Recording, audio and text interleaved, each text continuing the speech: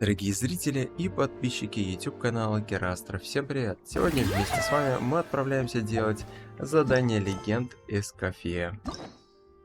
Данное задание называется «Сокровища из сокровищ». Сладкое творение. Глава 1. Переходим к выполнению.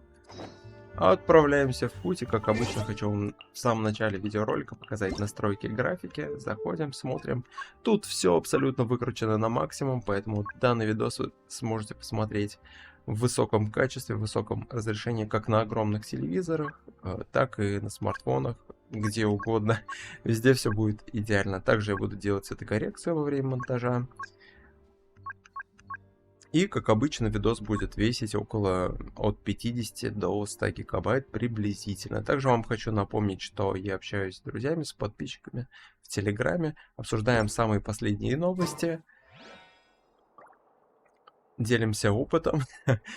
У кого есть желание, присоединяйтесь. Канал называется Герастро Genshin Impact. Он совсем недавно появился, и я буду рад вас всех там увидеть.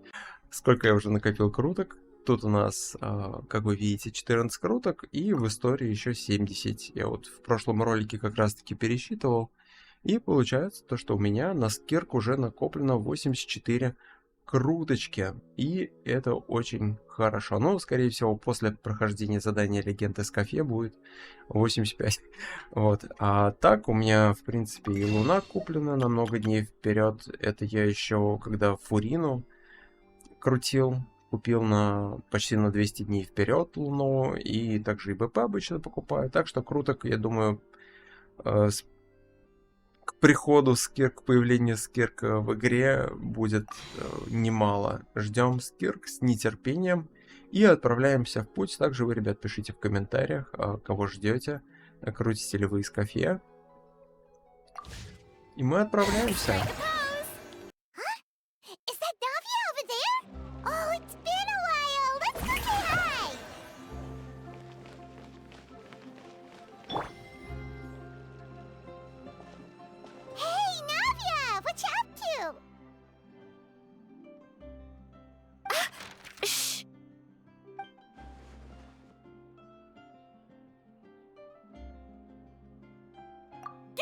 Monica! I don't want to see you back here until you're ready to wake up and start doing things properly!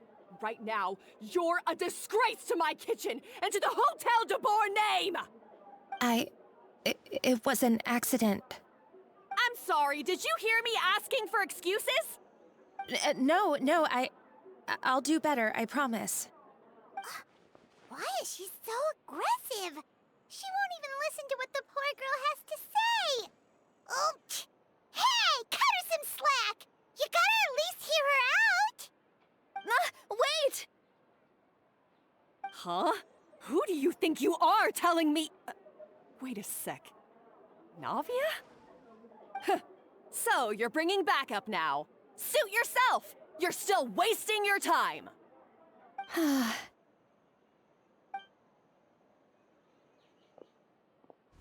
Savannah, is this how you always treat your staff? My staff is right. I'm the one in charge here now. And last time I checked, the Hotel de Boer doesn't take orders from the Spina-di-Rosula. Of course. How you run your kitchen is none of our business. But when a member of your staff is so overworked he becomes gravely ill, that most definitely is our business. We're going to stand up for him, whether you like it or not. Overworked? I've said it before, and I'll say it again. If Fermon can't handle the job, then tough luck. There are plenty of other capable people I can hire instead. But Philmont can do the job, he just...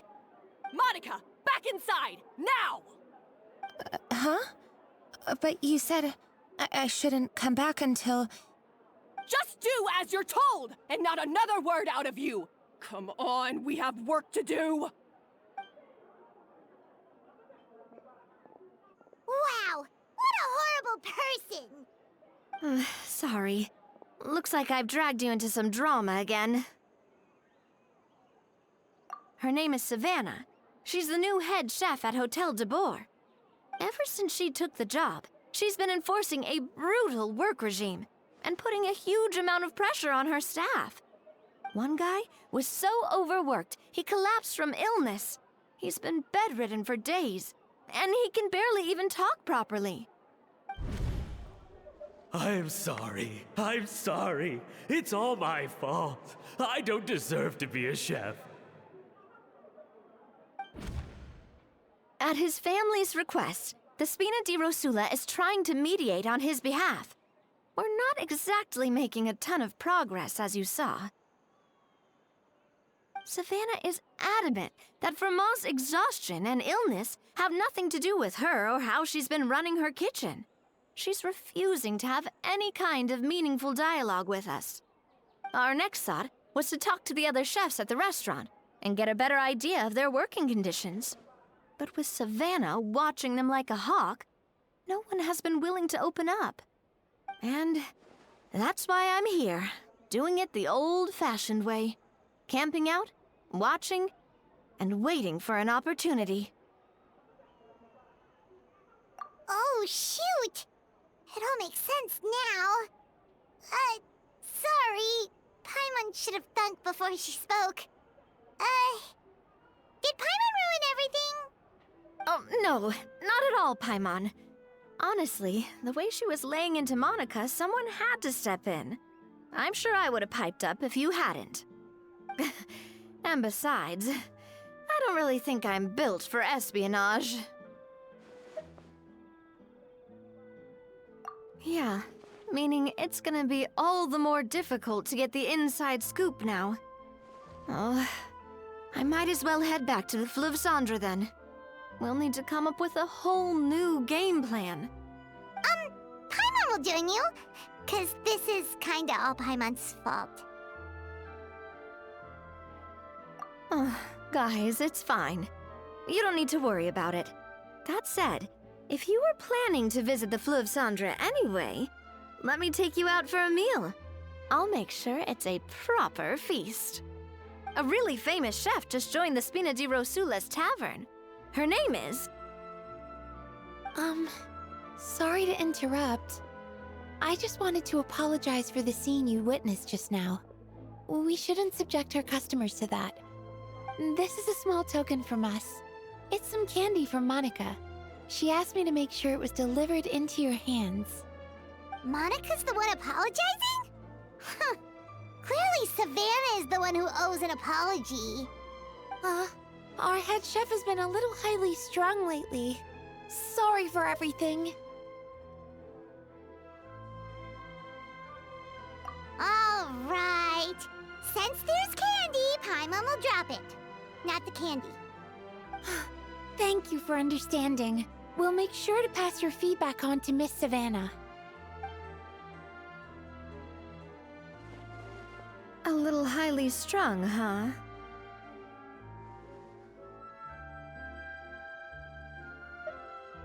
Paimon doesn't get it. How did someone like her even become head chef?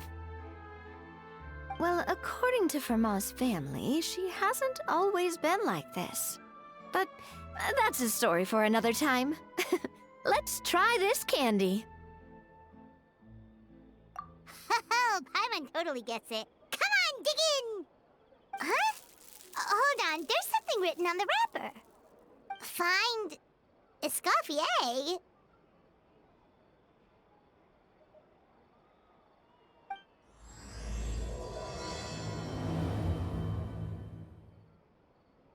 Eskofье? Could this mean...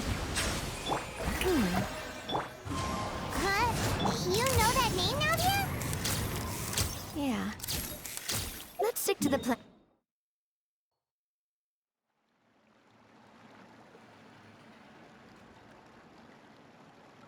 So, who is this Eskofье, anyway? Well, for starters, she used to be the head chef at the Hotel de Boer, before Savannah. She recreated the legendary Gâteau de Boer and restored the restaurant back to its former glory. Safe to say, she's the most renowned head chef in the Hotel de Boer's history, after the culinary genius Modeste himself. Gâteau de Boer? That's the super exclusive cake that they only sell a few slices a day, right? Wow. Why the heck would she let Savannah take her place? Well, apparently, the Hotel de Boer was reported for a safety incident. Someone claimed that the kitchen was adding an illegal substance to their menu. But none of the chefs had any idea how it could have gotten into the food. In the end, Eskofье decided that as head chef, she should take responsibility. And she was sent to the Fortress of Meripede. The Fortress of Meripede?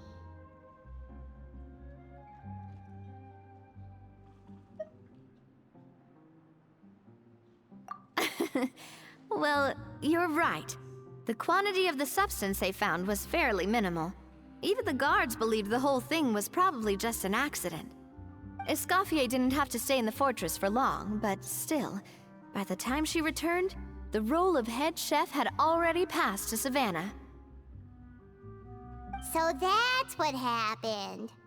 Paimon still thinks it's really unfair. Even though Eskofье is no longer head chef at the hotel, she's still well respected by the staff.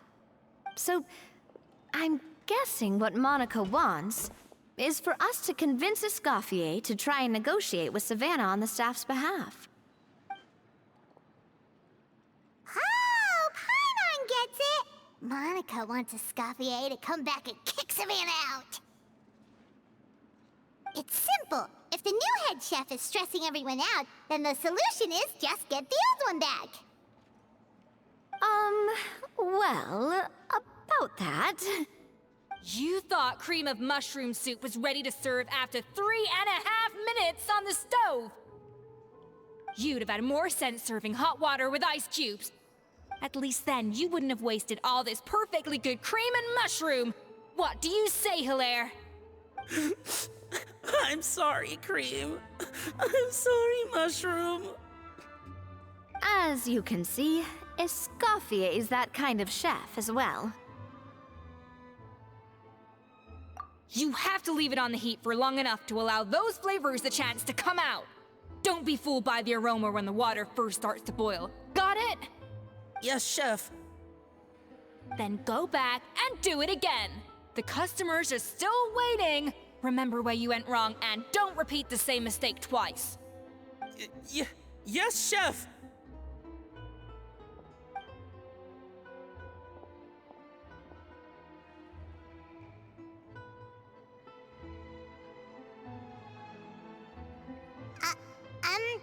Excuse us,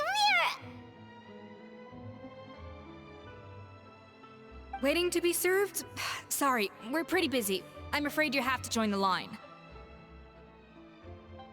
Oh, no, we're not here to eat. So you're not paying customers? Then I'm afraid the wait will be even longer. It's hard to talk to Eskofье when she's in the zone. Let's take a seat. We can catch up while we wait.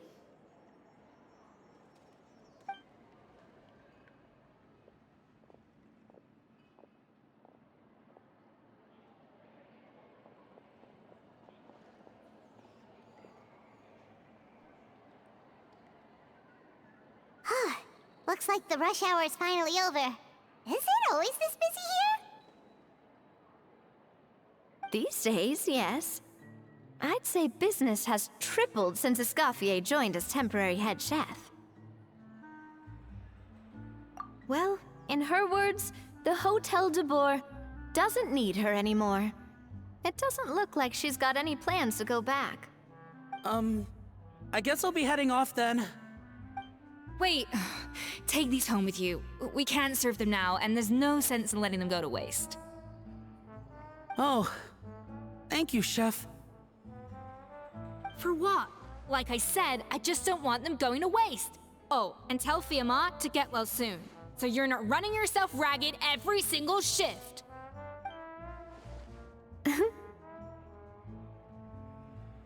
Fiamma. That's the second time we've heard that name. Who is that again? He's the chef that fell ill from stress. Hilaire is his son. And with Mom stuck at home taking care of Dad, he decided to pick up some work to help pay the bills. Eskofьe knows their situation, so she's been making some extra food every day for him to take home. Hey, I heard that, Navia! I've told you before, no one's making extra food. Hilaire's making blunders in the kitchen, and I can't serve his failed dishes, so he might as well take them home. Yeah, failed dishes that just so happen to be nutritionally complete every single time. So, you two must be the world-famous traveler and her companion, Paimon, yes? Is there something I can help you with? Oh, so you know us already. We'll skip the introduction then. We are here to talk about Savannah.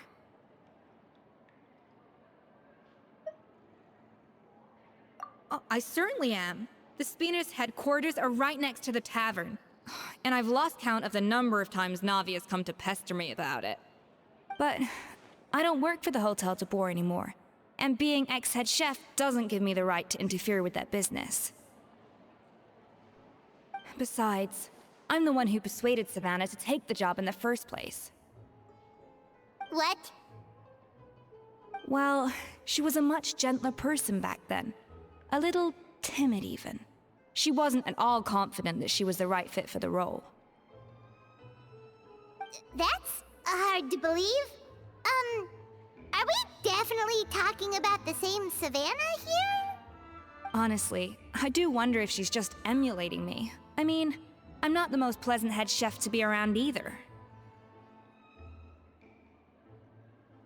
Anyway, suffice to say that given the history between us, it'll be tricky for me to tell her she's doing her job wrong without coming across like a huge hypocrite. Fiamar and the others probably think that Savannah gets it all from me.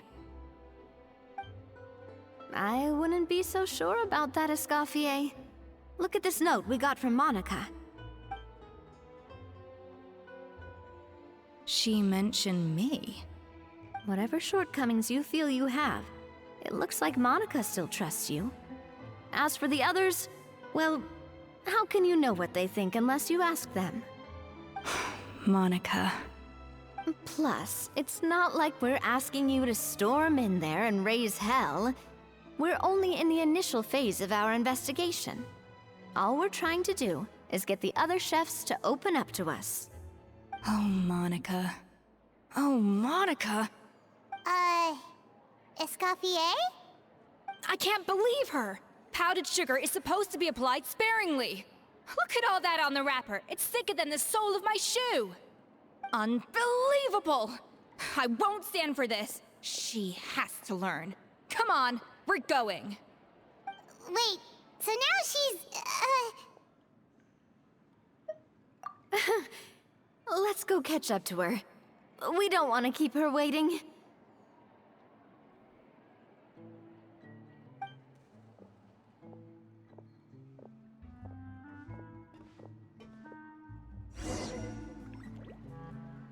shower me with praise!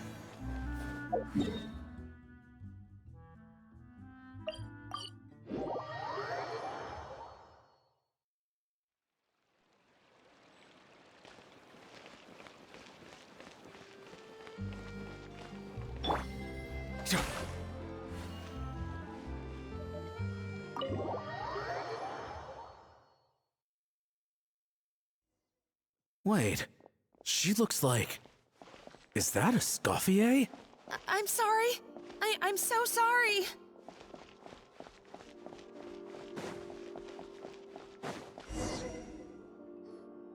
I'm sorry, I'm so sorry. I messed up your order. Oh, I wouldn't go that far. Maybe the taste is a little off, but if you hadn't brought it up, I don't think I would have noticed. But, please, you have to forgive me or Chef is gonna... Okay, I know. I'll kneel before you. What the heck? Get up, Monica! Can't you see that you're just making your customer feel more awkward? Escoffier? If you want forgiveness, then do what any self-respecting chef would do. Make the dish again. And this time, get it right. You cannot go begging your customers to feel sorry for you. Savannah said that I'm not allowed back in the kitchen until I've corrected my mistake. But if I can't go back into the kitchen, I can't do the dish over. That's some backwards logic. How can you fix your mistake without being allowed to cook? If this is what Fermat had to put up with, then no wonder he had a breakdown. We apologize for interrupting your meal, sir. It's fine. With my layman's palate, it's not like I can tell the difference anyway. I was actually quite enjoying my meal until she appeared out of nowhere and started apologizing. Gave me a bit of a fright, to be honest. Oh, well, it's because Chef Savannah tasted a bit of the leftover soup from my pot and then threw me out of the kitchen. Gosh, that's pretty strict. Has she always been that way? I don't recall things being like this when Escoffier was head chef here. I gotta say, you're all looking a little worse for wear these days. I mean, Escoffier was strict too, but I think the difference is that her criticism was more constructive, so you knew what you did wrong and how to improve, and we all knew that it came from a good place.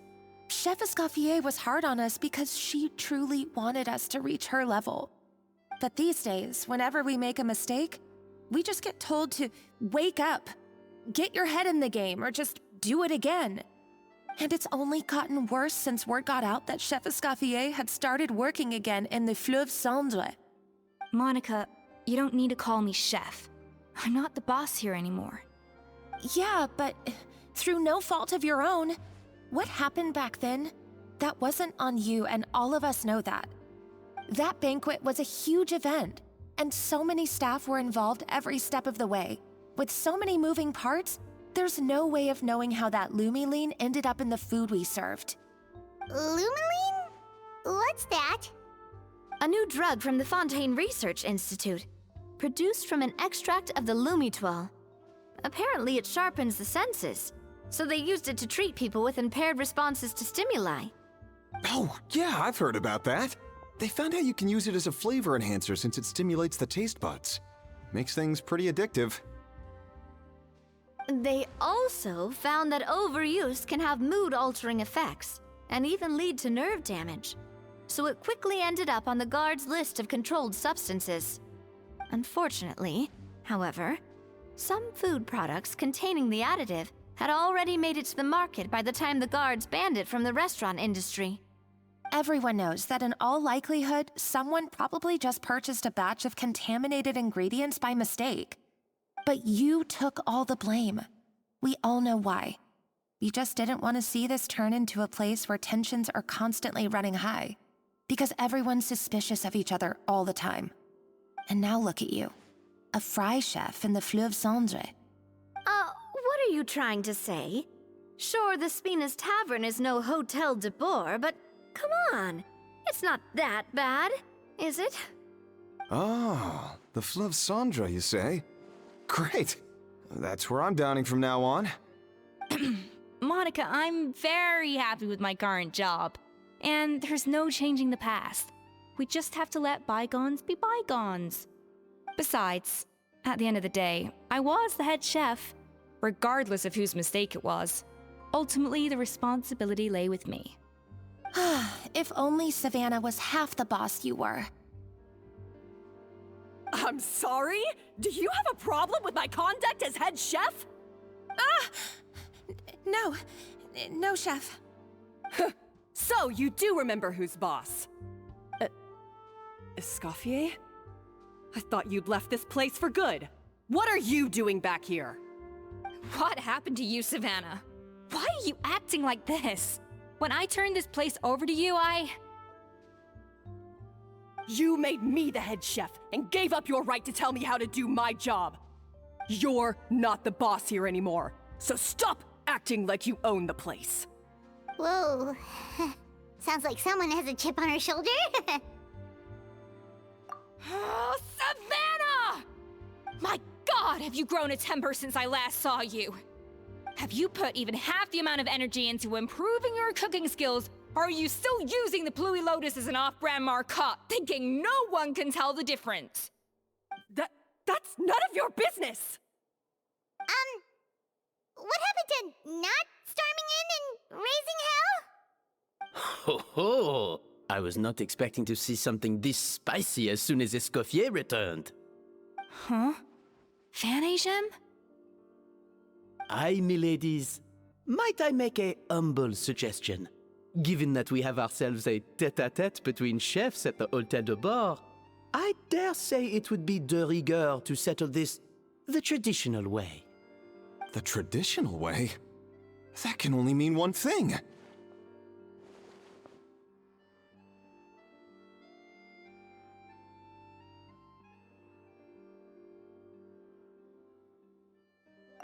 That's right!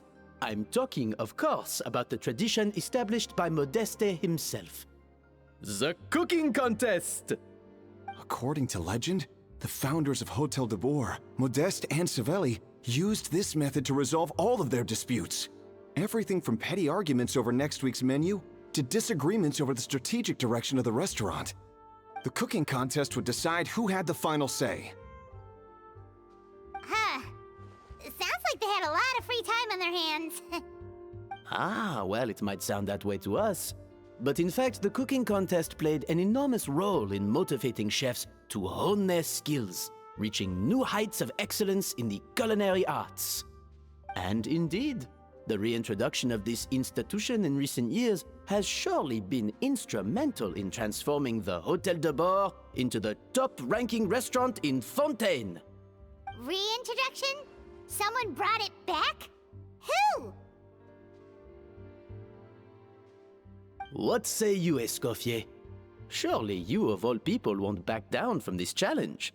It was you who put the rule in place, after all. Sure, I reinstated it, but I'm not a chef at Hôtel de Bord anymore.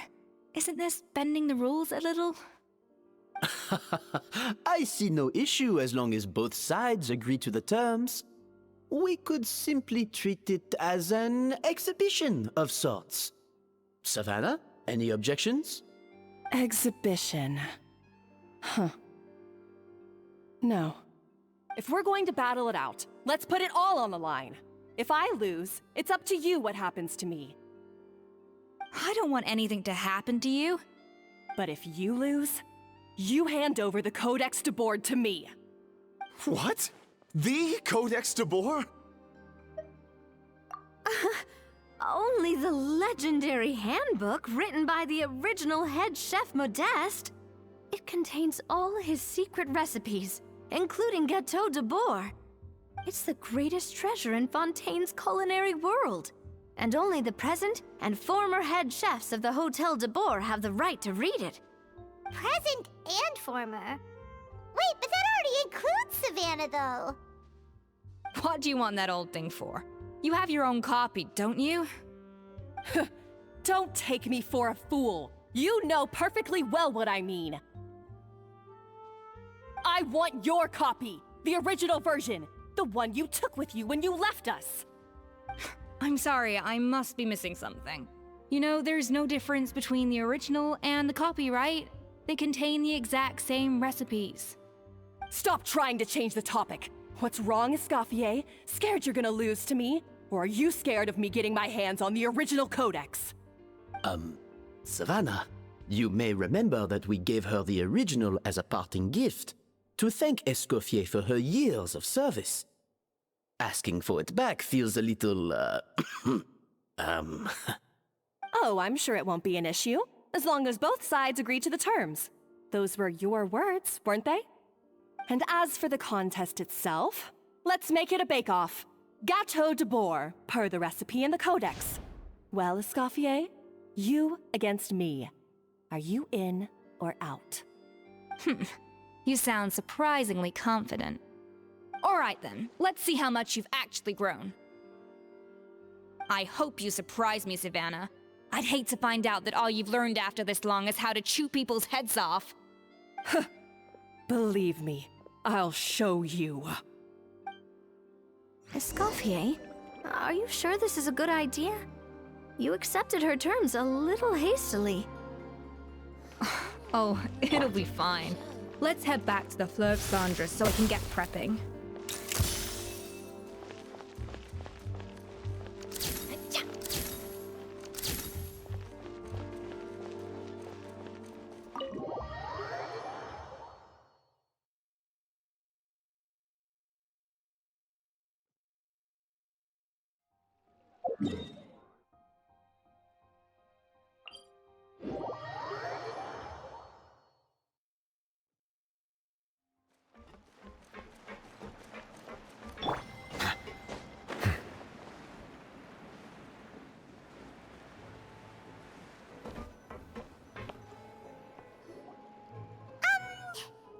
So, this whole bake-off thing kind of came out of nowhere. Was it really sensible to just go along with it?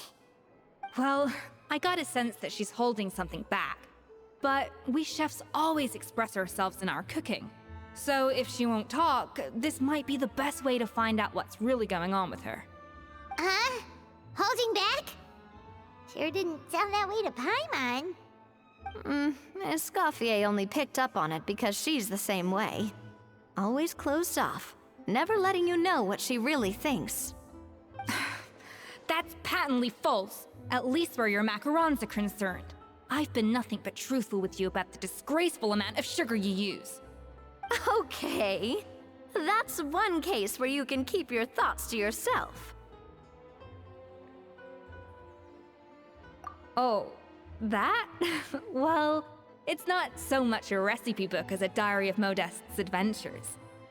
Back in the day, he and his good friend Savelli explored far and wide, partly adventuring, partly looking for new ingredients and developing new recipes. Their creations had an enormous influence on the course of Fontaine cuisine, turning it into a much more vibrant and diverse scene.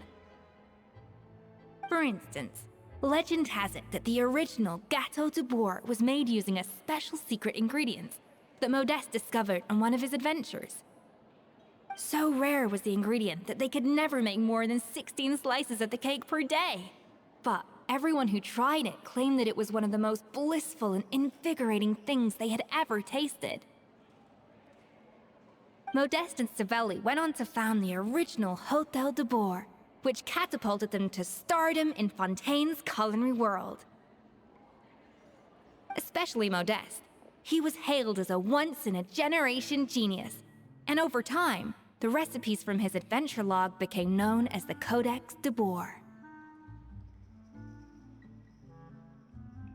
Paimon's heard this kind of story before.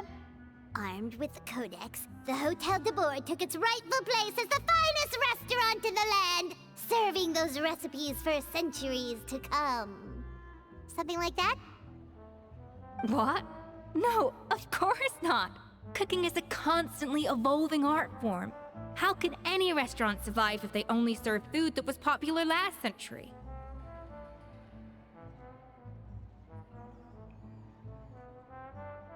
Anyway, never mind centuries. Savelli and Modeste parted ways not even 10 years after their rise to fame. Then, Modeste passed away while he was still in his prime. And that was it. The end of the Hôtel de Bourg's heyday. It fell into decline, and for most of its history, it was just a nondescript place with a couple of cheap tables.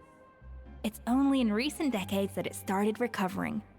Even then, it still took numerous relocations and changes of management before we finally ended up with Vanigem and the restaurant we have today. Oh! So the Codex really isn't all that, then. Paimon figured it was like one of those mystical books they have in Liyue's martial arts novels, where the main character learns all their secret powers from. Yes, well, that's fiction, and this is reality. You can't meet the tastes of modern diners by following some ancient recipes from a dusty old book. Case in point. Even the Gâteau de Bourg they sell now is actually Escoffier's reimagination. Wait, really? Why though? Didn't that recipe make it into the Codex? It did, but like I said, it's the dusty old book now, and the records aren't as legible as they once were. Not to mention that there's no way of finding the secret ingredient Modeste wrote about. So, reimagination is right. I consulted some historical records and took what I could from the Codex. But ultimately, the Gâteau de Bourg of today is my own recipe. As for why we gave it the same name and kept the tradition of only selling 16 slices a day, well, you've got Vanigem's business sense to thank for that. Oh! Huh. Well, that kind of takes all the mystique out of it.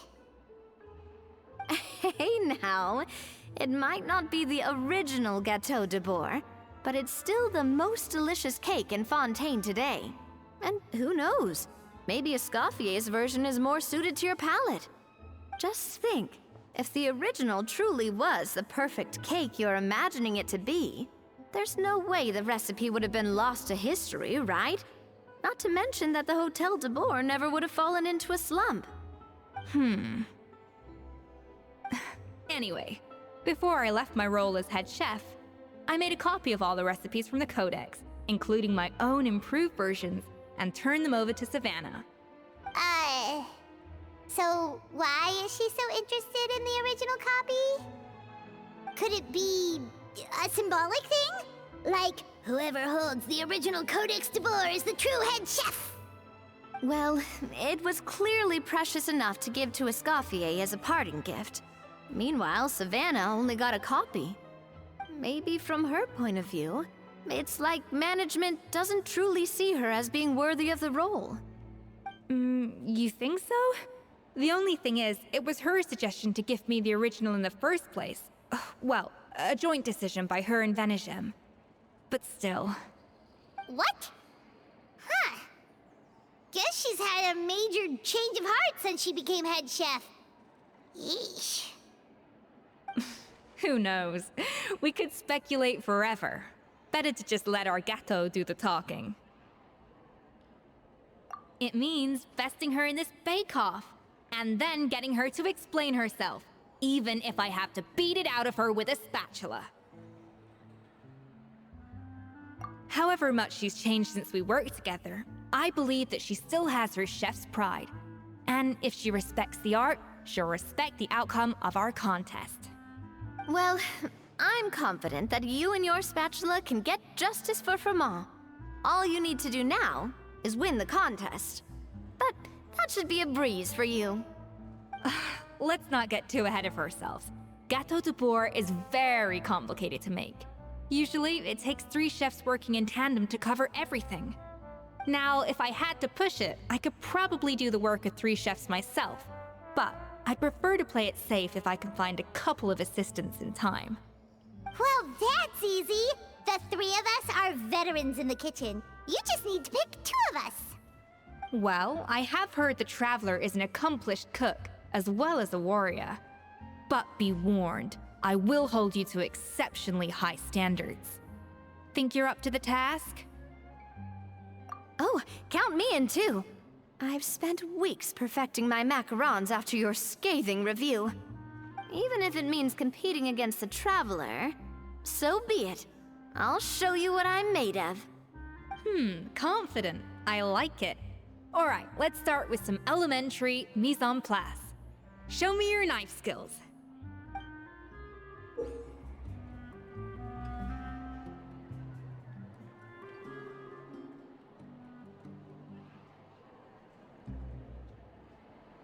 I've always called it chopping stuff up, not mise en place. But it's basically the same thing, right? Oh, Navia. The difference in your case is that mise en place is chopping stuff up without sending juices flying all over the kitchen. Looks like you found that easier than I expected. Yeah, thankfully it was pretty straightforward in the end. You made it sound like we'd be carving statues out of fruits or something.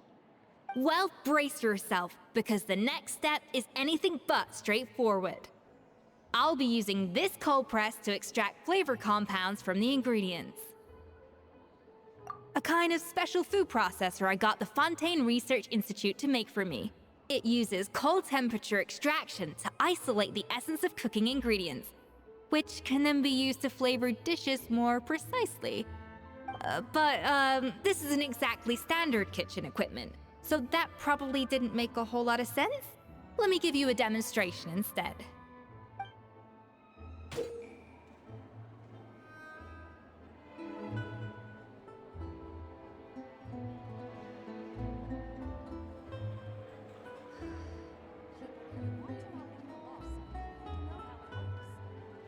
Custom-made equipment from the Fontaine Research Institute, huh? That's some pretty high-tech food prep. Paimon never used anything this weird before. Cool. Now, here.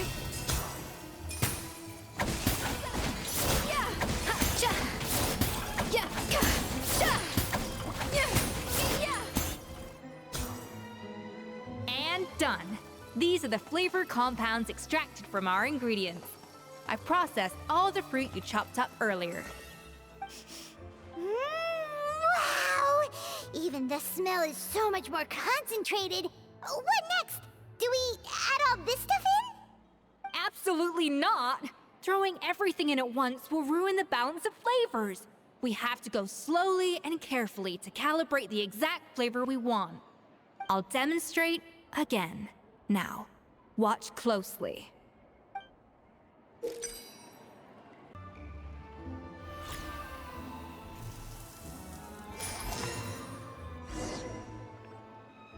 And voila! Now it's your turn.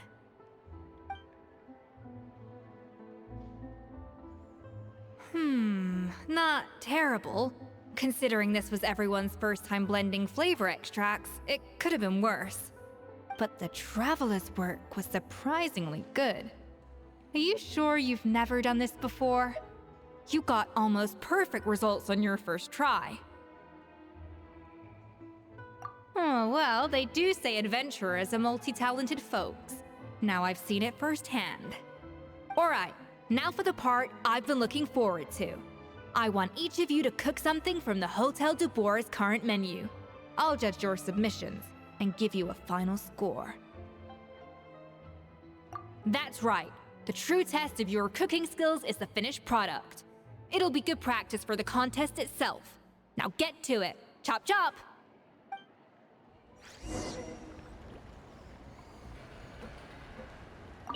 How's it going?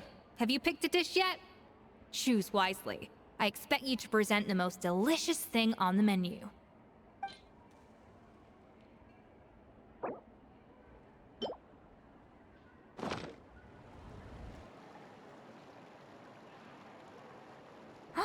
Look at that! With the grace of a snow-winged goose, as I like to say. Now, let the grating commence.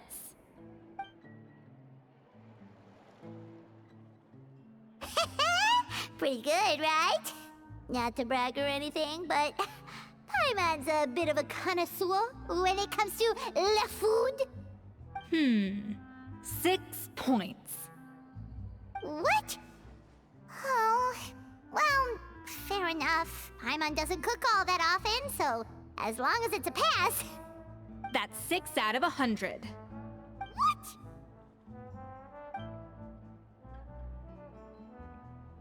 You say you're a connoisseur, but it's quite clear from this dish that you have far more experience consuming food than creating it. By that logic, I suppose you think listening to Lady Farina on repeat every day would make you an opera singer. Aww. Oh, me next! I'll have you know that this batch of macarons has 2 whole tablespoons less sugar than my previous ones. So you went from 12 tablespoons to 10? Well, it's nice to know you actually measured it out. Because it tastes like you just threw in whatever was left in the jar. 6 points. Aww. Now to the final dish. So, what do you think? This is our last hope. 8 points. Darn, that's barely higher than what we got. Not exactly. The color is spot on. Beautiful aroma. Excellent presentation. I have to give this one 8 points out of 10. Maybe even 9 points. Huh? How did you pull that off? Don't get me wrong. There's room for improvement. But still, this is clearly the work of an accomplished chef. I can tell that you've put many hours of work into honing your skills in the kitchen. I can really taste the grace of the snow-winged goose in this dish. The traveler's journey, with all its trials, tribulations, and setbacks. Not to mention the frustrations of having a picky eater for a partner. Hey, you made that last part up! No way did you taste that! Well, it looks like I lost fair and square. I guess you'll be taking the Traveler as one of your assistants then? But if it takes 3 chefs, that still leaves 1 slot remaining. Maybe Paimon and Navia should keep practicing and see how it goes? Chef Escoffier, Oh, it's Hilaire! What brings you here? I heard the news about the cooking contest. You're doing Gâteau de Bourg, right? I was just wondering if you needed any help. Huh. And you think you're up to the task, do you? Oh, no, I know I'm not there yet. It's actually my dad who wanted to help.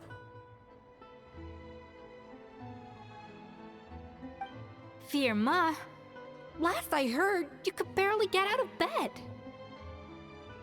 Chef Escoffier, Navia, Traveler, thank you all so much for everything you're doing for me and my family. I've had enough of sitting around at home while you run yourselves ragged.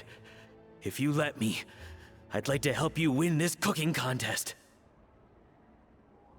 Yeah, I was gonna say the same thing. Don't you worry. I'll be fine. I'm feeling much better now. I'm sorry. I know I've been rather useless these past few days, but not anymore. The fact is, I'm a fine chef, despite recent events. I've proven myself in the Hotel de Bourg kitchen, so if anyone's qualified to work under Chef Escoffier, it's me. I think. I hope so. Firma, have you even set foot in a kitchen since leaving Hotel de Bourg? I have not, but I'm fully rested now. I know I can handle it. I'll prove it. Let me whip something up for you right now.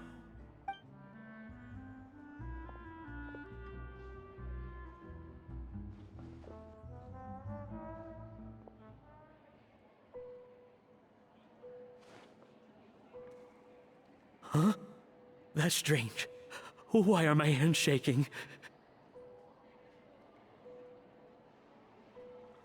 What do you call this, Firma? I can't seem to grip my knife. Do it again! Again! Again! I... Hopeless. Get out of my kitchen yesterday.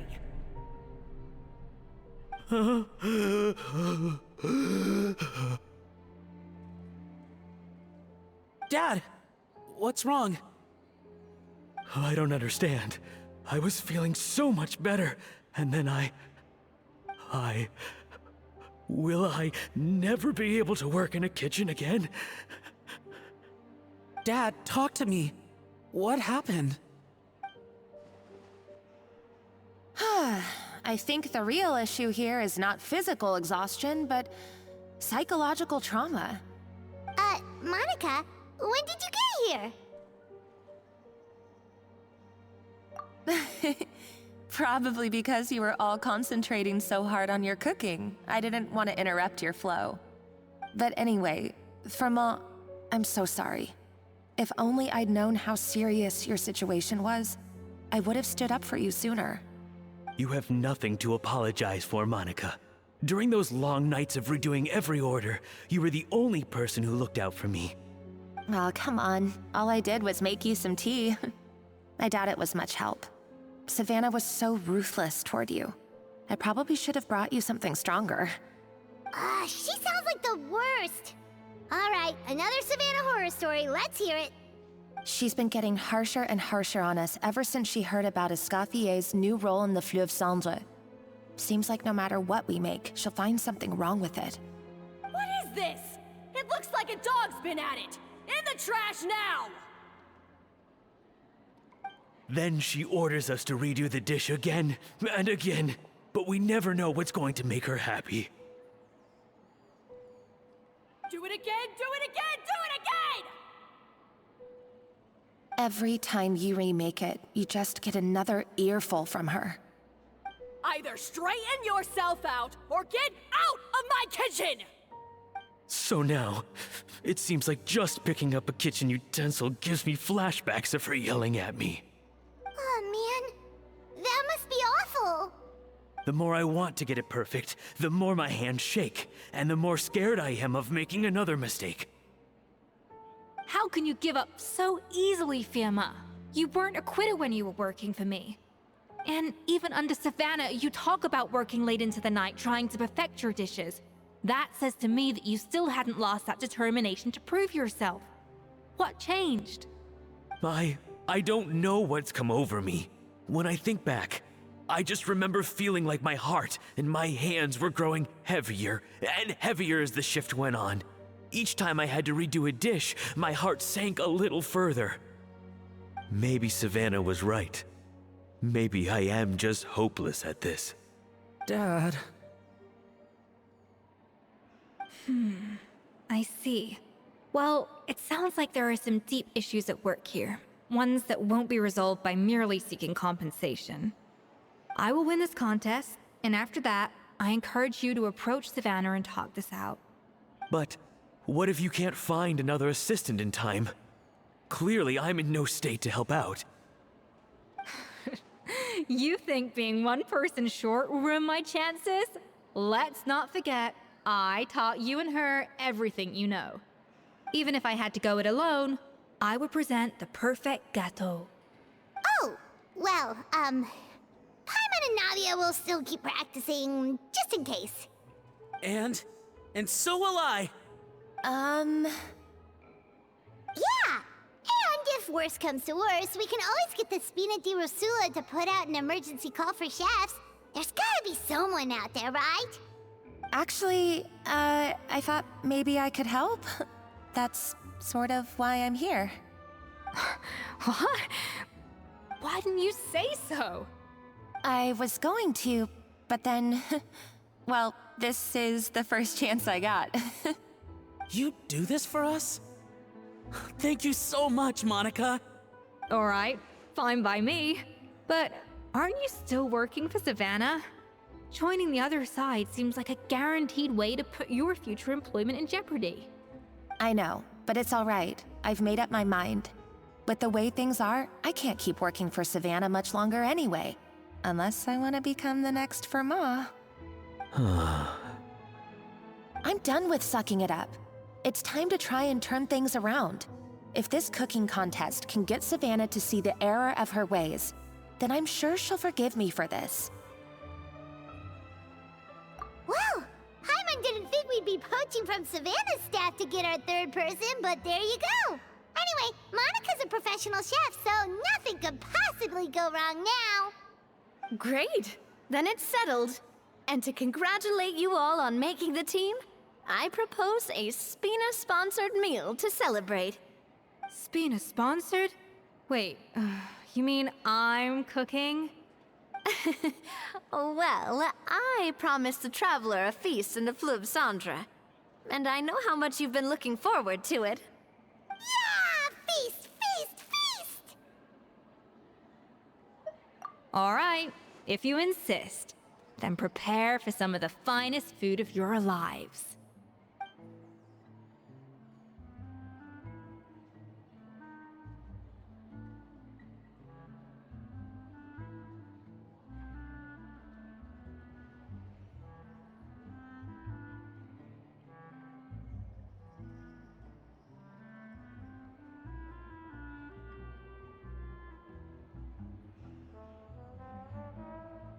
That's not a bad idea, actually.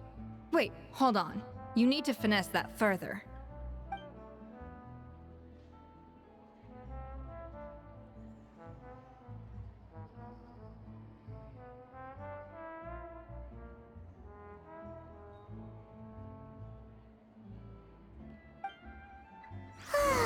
That was a dream come true.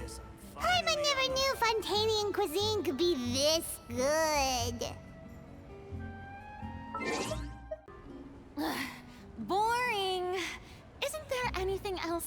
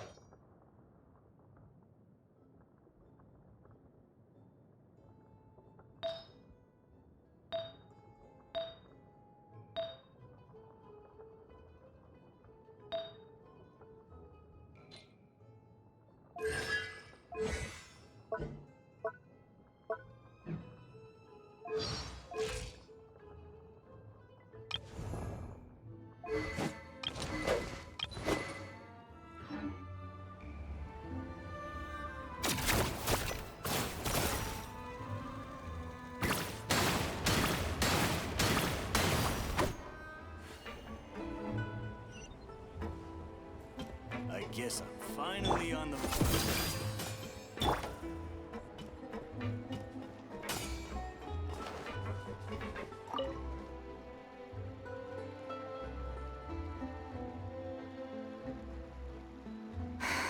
Why, Savannah? Why?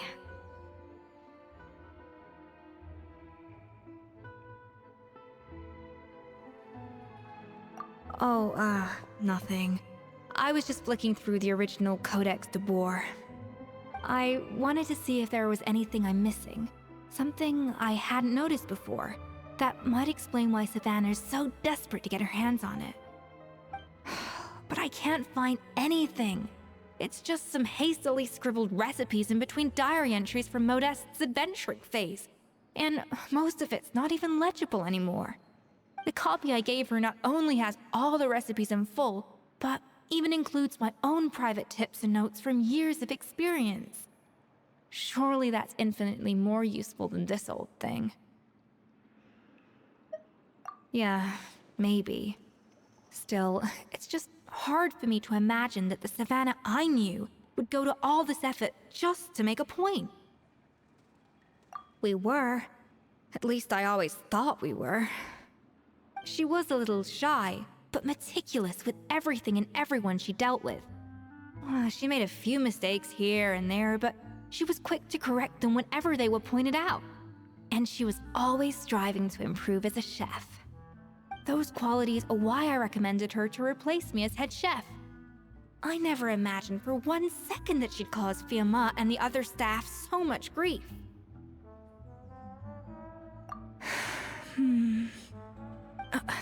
Well, I mean to an extent, of course. I pushed hard for her to get the role. And the idea that she turned out like this because of me is difficult to come to terms with. I wonder if this is how Modeste felt back when he was writing the Codex. Yes, with his good friend and co-founder of the Hotel de Boer, Savelli. The story goes that after Modeste unveiled his Gâteau de Boer and was hailed as a culinary genius, he was admired and adored by all. But his newfound fame slowly drove him and Savelli apart. Unlike Modeste, whose every new creation was an instant hit, Savelli seemed to face setbacks at every turn. Doors that would swing wide open for Modeste would shut in Savelli's face. And with Modeste being whisked off to all manner of functions by his celebrity friends, he had less and less time to discuss the culinary arts with Savelli. People started gossiping about Savelli, and their relationship between the two gradually soured.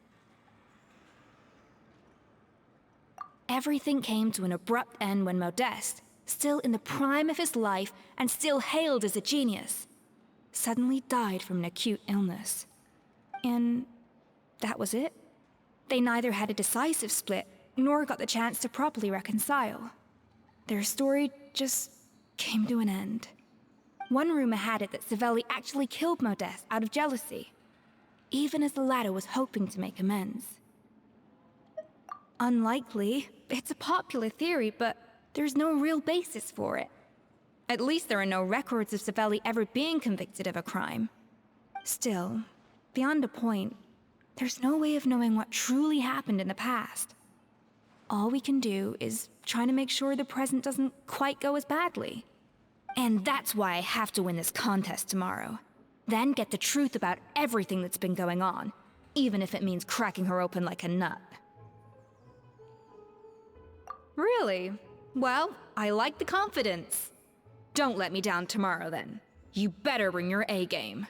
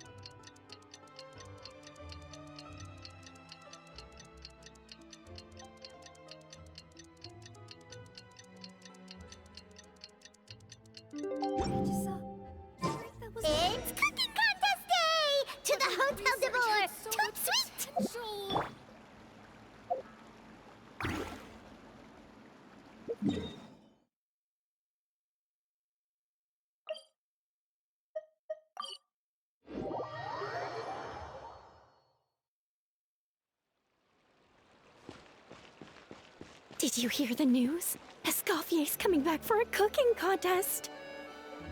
Wait, seriously?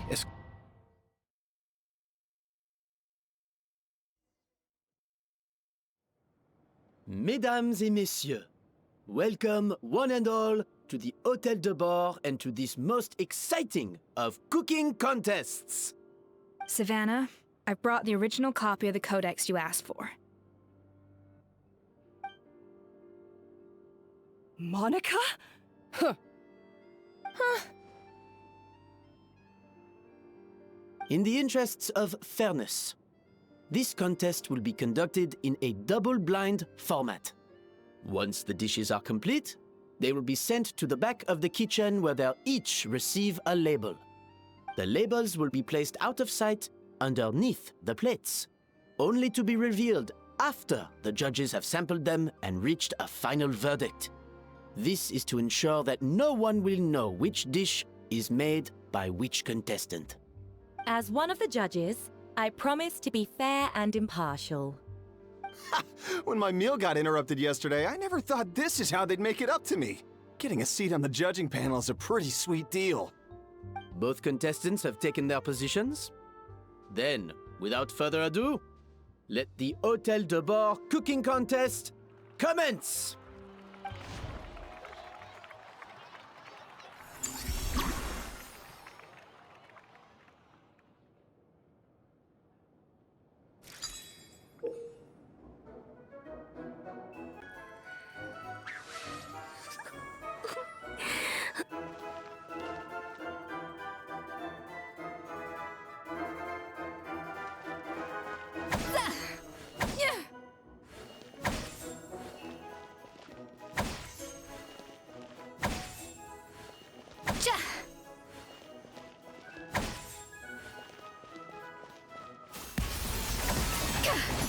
That should be enough flavoring. Now hurry up and balance the flavors.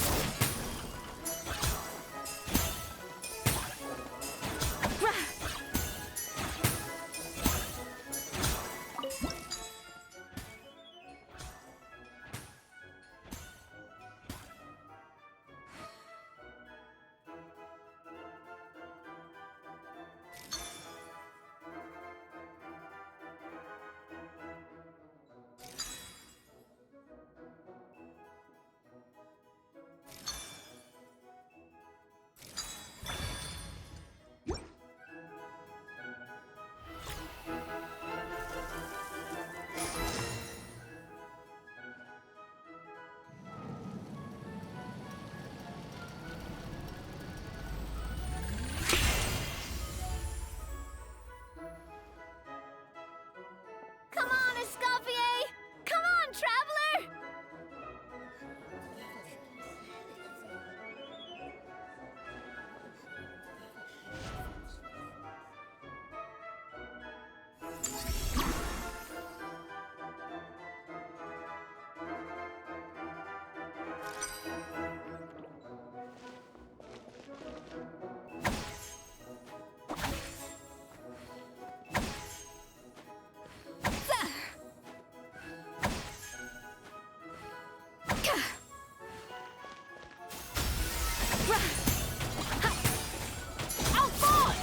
What are you playing at?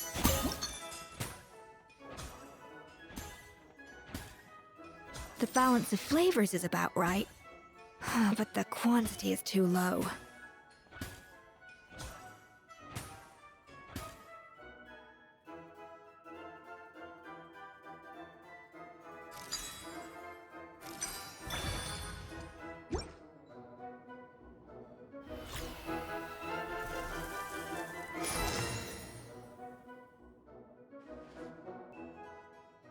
So, what do you think?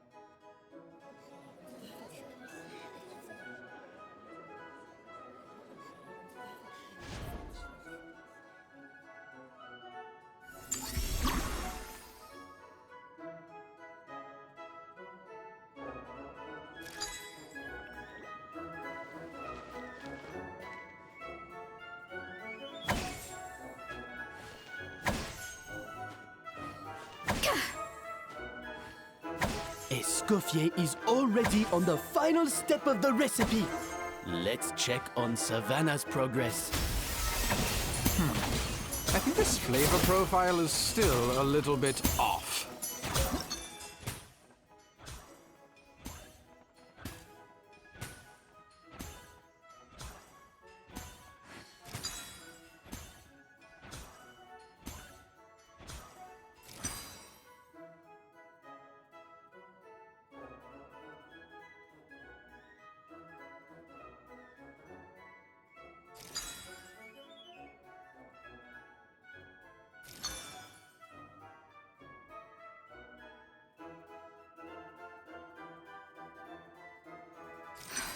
Stay calm, Eskofье. There has to be a way to balance the flavors.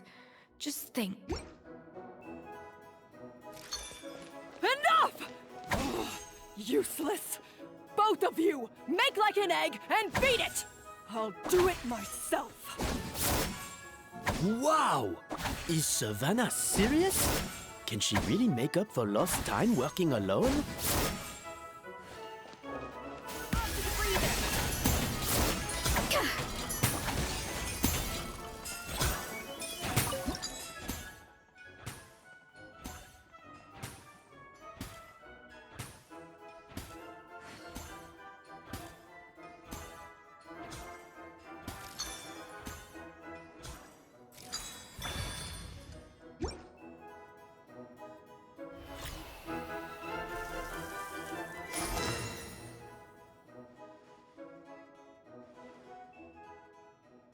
You can't match Eskofьe's talent.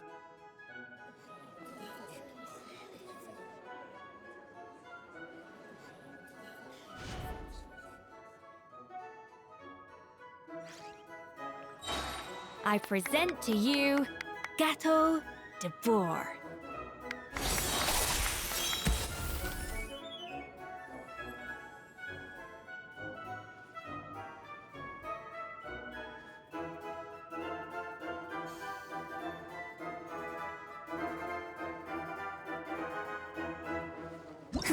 That went just as I expected.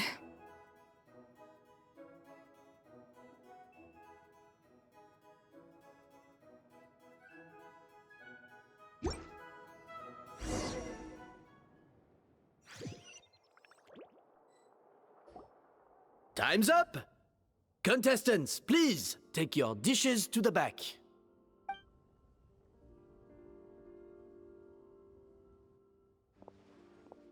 Huh.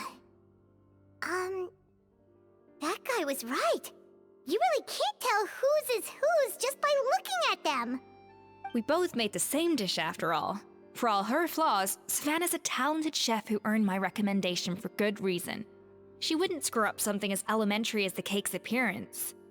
Whoa! This is really rather good. Wonderfully soft and fluffy. Beautifully sweet. This is a masterclass in how to make Gâteau de Bourg. I would give this one at least 9.9 out of 10! Only because there's something about the flavor of the base. It's just a little different from the recipe I'm used to. Huh? Really? I couldn't tell.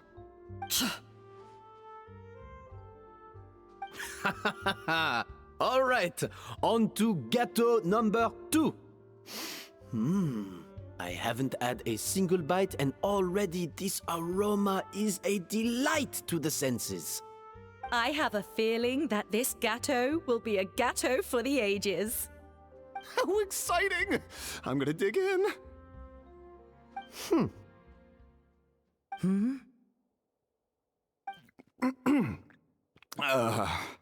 I think maybe someone got a little carried away when they were adding the sugar.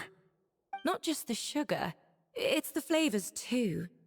This is all over the place. Who made this? It appears the decision is unanimous. This gâteau is far below the standard we would expect. Whew! And Paimon thought this might actually be close. Turns out she can't bake to save her life.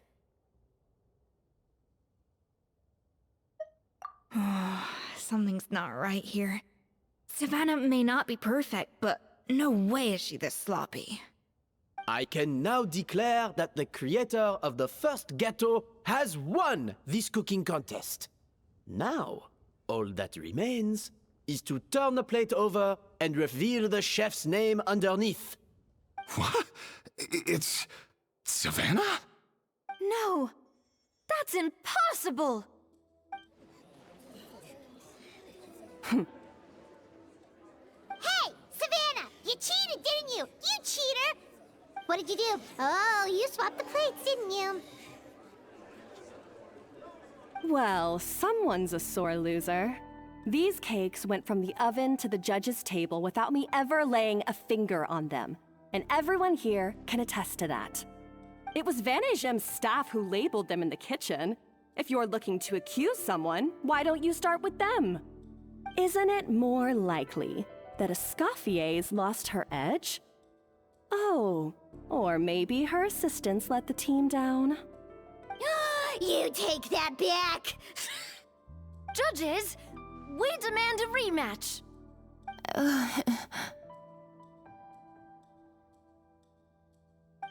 That's enough!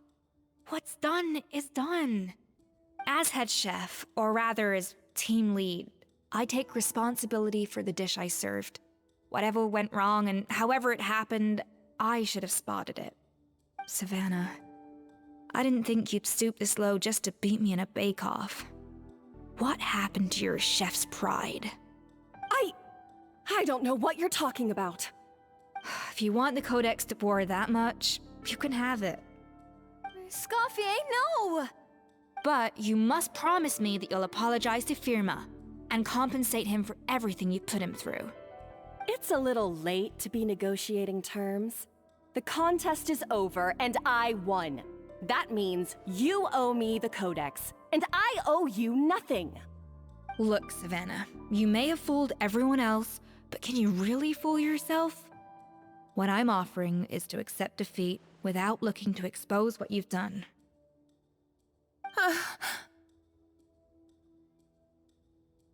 But only on the condition that you promise to stop putting so much pressure on your staff. Fine. I'll treat this as your final handover of duties from one head chef to the next. So, will that be all, ex-head chef? Or is there any other unfinished business you'd like to leave in my hands? I didn't mean that to be a scolding from your former boss, just a word of advice from a fellow chef and a friend. But I don't know if you're even open to input from other people anymore.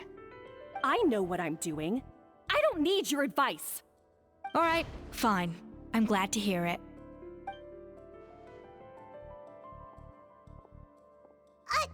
Escoffier? The Codex de Boer! Finally. Now, at long last, I will succeed. Escoffier? How could you let her get away with this? Yeah! The Codex is a souvenir of your time here! Doesn't that mean anything to you? It's all right. It was just a bake-off, not the end of the world. I'm already over it. Besides, it's not all bad. She agreed to compensate Firma. That's mission accomplished for the Spina. Honestly, if I'd have known that giving her the Codex would solve everything, I'd have just done that in the first place. I mean, why bother with the whole cooking contest? It's such a waste of time and energy.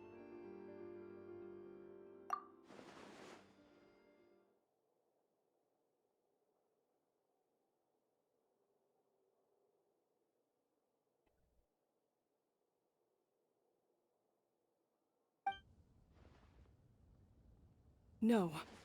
No! This doesn't make any sense! Huh? That's it? No secrets, no nothing? I don't believe it! This can't be happening. Oh, Chef Savannah! Savannah?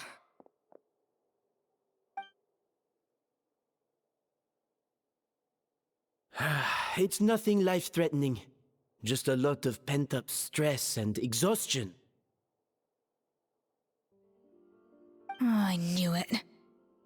Pent up stress? Her? The truth is, however hard she might be on the rest of us, the person she puts the most pressure on is herself. Yes, there are nights when she makes us redo things over and over into the wee hours. But for her, it's every night. She'll hide herself away in the kitchen, working on new techniques and recipes, and only realize how long she's been at it when we come to work the following morning. But why? Why would she do that? Our best guess is, she doesn't want to be seen as less of a chef than Eskofье. And there it is. Even so, that's no excuse for taking her anger out on the rest of you. Yeah, and it's definitely no excuse for cheating in the cooking contest. Huh, about that, we honestly have no idea how she did it. We were focused on our own work the whole time, like she asked. Leone and Algalia were the ones I tasked with labeling the cakes. I've already spoken to them both. They're at a loss to explain it too. Not to worry. Come on, join me downstairs. I'll interrogate the guilty gâteau myself.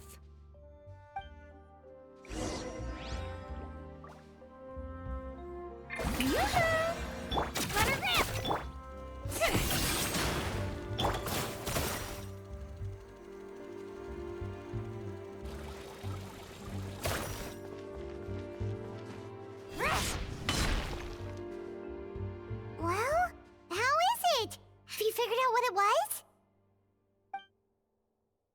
Oh, this is aggravated assault on my palate. I'd rather eat wet cement than this. Is it really that bad?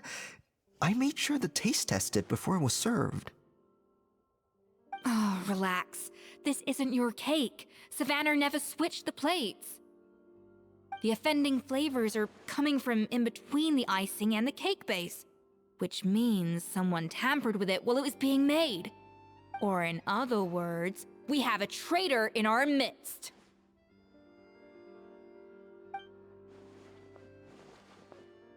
I'm sorry. I was forced into it. It was Chef Savannah. She said if I didn't cooperate, she would... Calm down, Monica. I've already accepted defeat. And if I wanted retribution, I would have brought this up when the results were announced. Whatever's going on with you, just spill the beans. There's no need to hide it.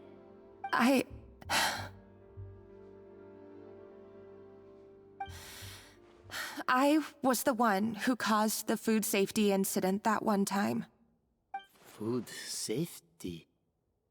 Wait, you mean the Lumaline incident? So you procured the contaminated ingredients? I think so. Savannah and I were on procurement that day. I didn't check everything as well as I should have, and so I let contaminated ingredients make it into the kitchen. But I swear I didn't do it on purpose. I had no idea there was an issue with them, and I didn't know it would end up with Eskofье going to jail. But the last thing I expected was for Savannah to use it as leverage to blackmail me with... This is crazy! So Savannah pressured you into sabotaging Eskofьe's cake by threatening to expose your secret if you didn't? I know, it's terrible. I'm so sorry.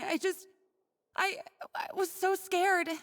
The thought of Chef Eskofье finding out that I put her in jail, it made me freeze up with fear. I thought Eskofье would hate my guts if she ever found out, and yet somehow that's ended up in me doing something even worse.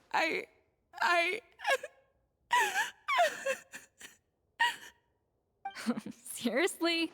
All this fuss over a little slip-up? Huh? Firstly, it's not like I got a life sentence. I did my stint at the fortress, and now I'm out. And secondly, I had my own reasons for leaving the Hotel de Boer. This wasn't the only factor. So you don't need to feel ashamed or frightened or anything like that. Any more than you need to add butter when you're pan-searing foie gras. You mean... you forgive me? Oh, well, I'm not saying you don't have to take responsibility for your mistakes. You should tell Vanagem to mark down your performance for the past few months. Then do some digging and find out exactly where those contaminated ingredients came from. Sure, you've made mistakes, but now's the time to fix them. Understood? Understood.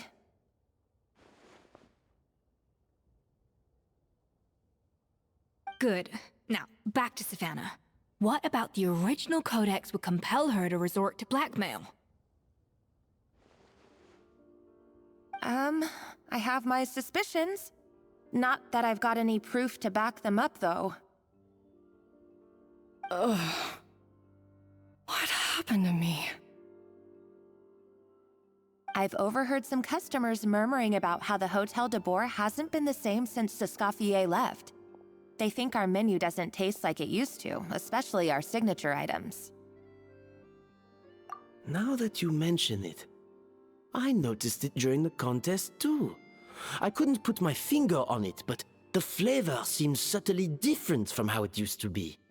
But the difference was so small, I'm sure no one would notice it besides our most loyal customers and true dessert connoisseurs.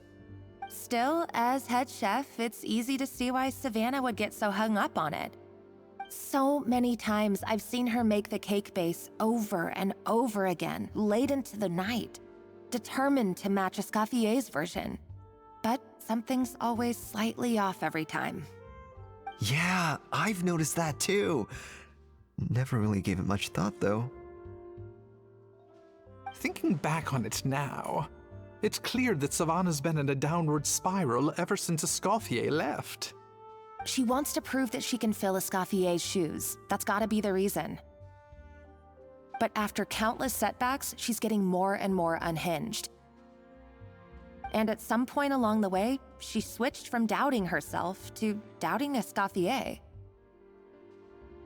Doubting Escoffier? For what?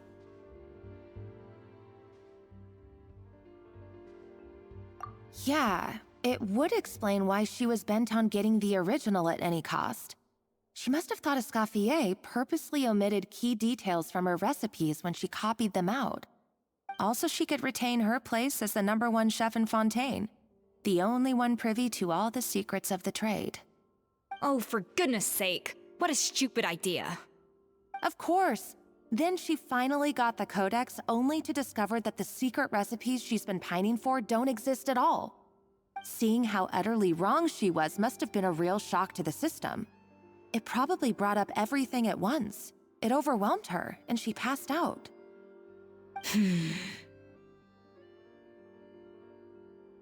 still one thing that doesn't make sense, though. If Savannah had the real recipe all along, how come it tasted different? She might not be on the same level as Escoffier, but surely after like 50 attempts, she'd get it right one of those times. You'd think so, but geniuses like Escoffier are in a league of their own.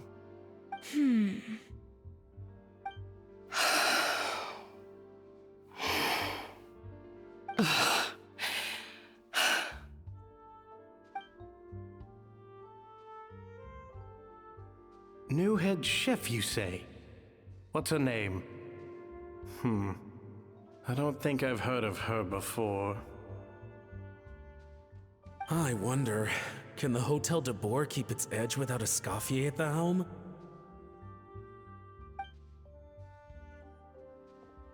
This tastes different from last time. Is it undercooked or something?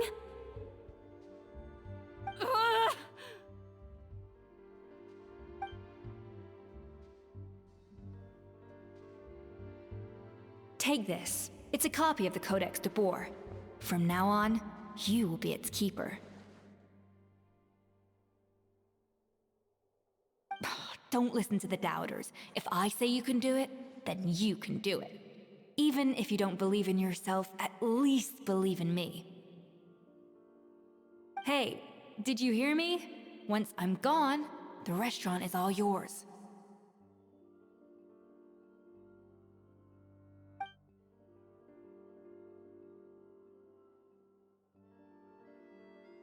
All this time, I've been blaming other people, but maybe I'm the problem.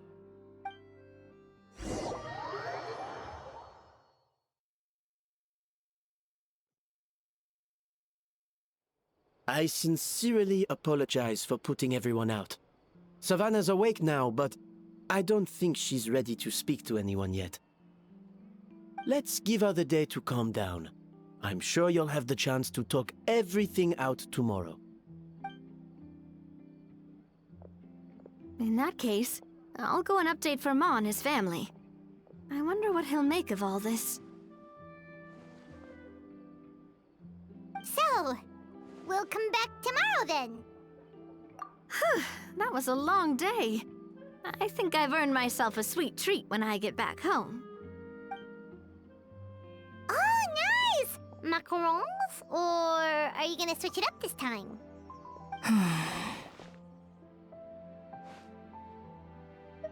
Traveler, how much do you know about the snow-winged goose? Every year, they migrate long distances in search of a suitable home. There's always one goose at the front whose job is to lead the flock. Fontaine poets often use the image of that goose to explore the ideas about leadership and genius. They usually imagine someone who's a cut above the rest, a model of perfection. But what those poets don't know is that during a migration, the lead goose is always changing. Once the lead goose shows signs of fatigue, it retreats to the back of the flock and allows another goose to take its place. So the truth is that leadership, with all the responsibilities and pressures that come with it, it's something that everyone takes turns at. But we humans completely miss that fact when we project our own ideas about social hierarchies onto them. I guess what I'm saying is, I don't buy into this notion that there's some sort of gulf between normal and genius. Cooking is a science, not magic. Given the same ingredients, same recipe, and same environment, I see no reason why two different people shouldn't be able to create the exact same dish. Of course, some people have a more sensitive palate than others, and some people are just born bolder or more conscientious. But these are all variables that can be accounted for with time and practice. I'd have no reason to expect so much from others if I believed that perfection can only come from the hands of a genius. The only reason I hold people to high standards is because, well, I believe they're capable of greatness. Okay, I've made up my mind. I'm gonna get to the bottom of why Savannah failed. And come tomorrow, I'll give her the scolding of her life, pointing out all the mistakes she's made along the way. Then she'll finally see the error of her ways.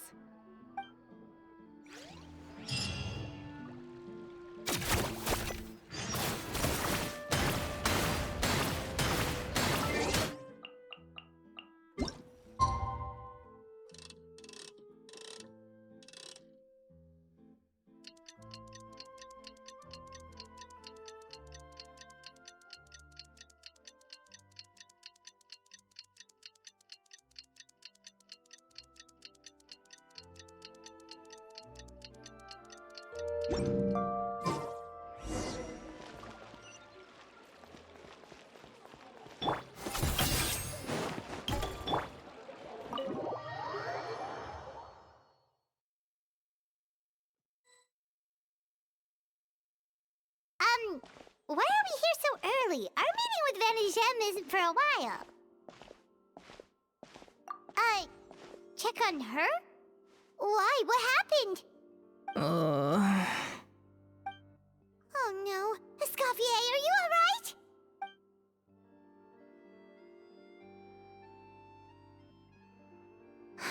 I'm fine. Just need to get some more coffee in me. Huh? What happened to my coffee? Did I really drink it all? Alright. Thanks. I appreciate it. Well, there's cooking facilities here. Or we could just grab a cup of coffee from Cafe Lutece, but either way, hurry!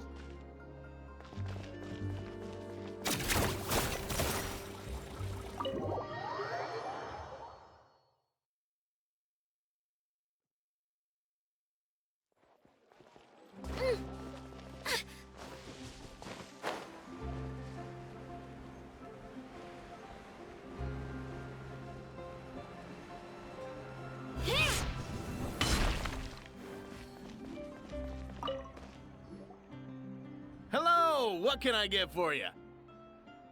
Sure thing. We're here to go. Huh? Oh, I see. First cup of the season. Yeah, I get it. Young people these days do love their little surprises.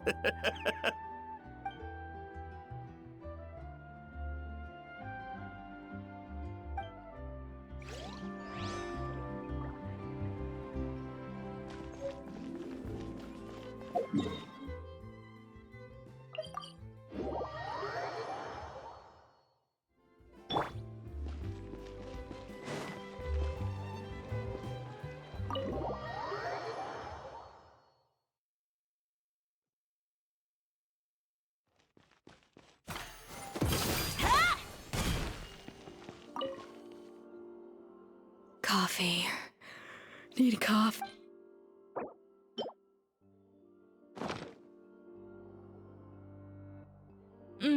Strong, bitter coffee beans, transformed through expert brewing and balanced perfectly with rich, creamy steam milk. Wonderful. I feel much better now. Thank you so much, Traveler in Paimon. Glad to hear it, but make sure to catch up on your sleep when you get the chance. I think I figured out where the problem lies. Honestly, it's ridiculous. I don't know whether to laugh or cry. Wait, what investigation? What are you guys talking about? I'll save it for when everyone else gets here. It's so stupidly small, I can't believe it's caused so much drama. Yes, except my failures were stepping stones to success. Escoffier! Have you seen Savannah? Huh? No, not since yesterday. Why? What's wrong? After seeing her home yesterday, we were all a little concerned about how she was doing. So, I dropped by her place early this morning to check on her. Only to find an empty house with the doors wide open. I left Alphonse and the others to keep watch at her home, while I checked the Hôtel de Bord. I'm worried something bad might have happened. If she's not here, then where could she be? Boss, Escoffier, bad news. Alphonse? You're supposed to be keeping watch at Savannah's house. We were, but then, just after you left, we found this stuff in her house. Oh, looks like a map with a bunch of random places circled. What does it mean? Wait a second. This feels familiar. I'm sure these places are all connected somehow. Of course, from the Codex. They're all places that Modeste explored on his adventures. Yeah, but I don't understand.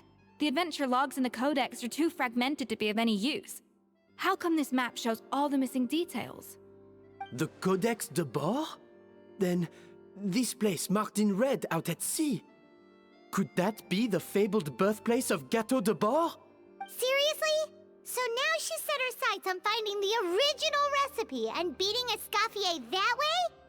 Geez, Savannah. Anything to overcome a Gâteau plateau, huh? Ugh, idiot! Does she have a death wish? Those ruins are thousands of years old. Hold on, there's more. Besides the map, we also found these letters.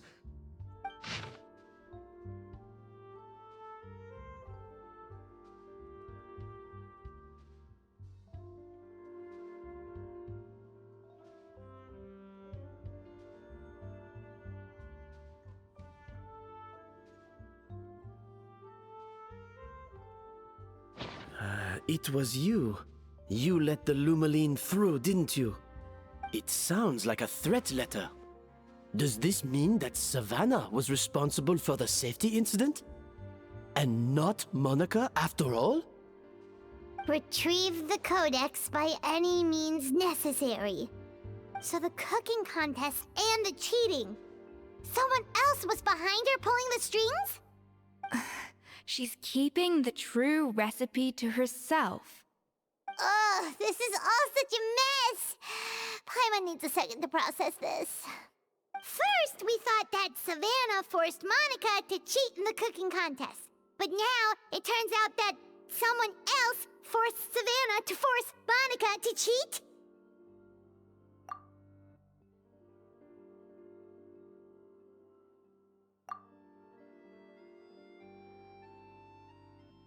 You're finally here. Of course.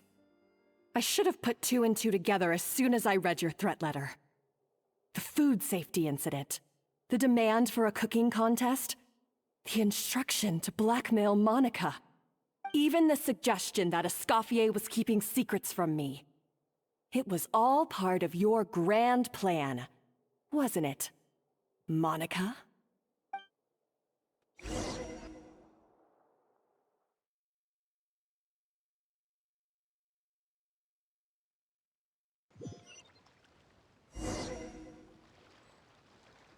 We should be getting close to the spot marked on the map.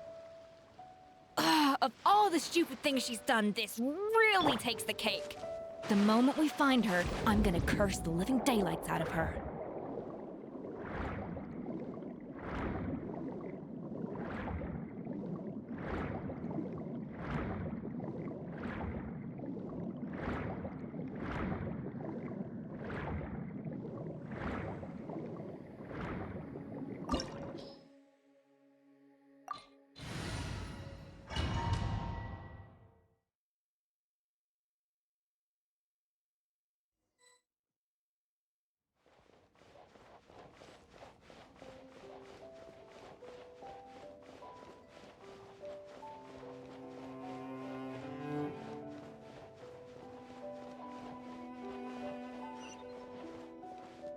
A little mood boost!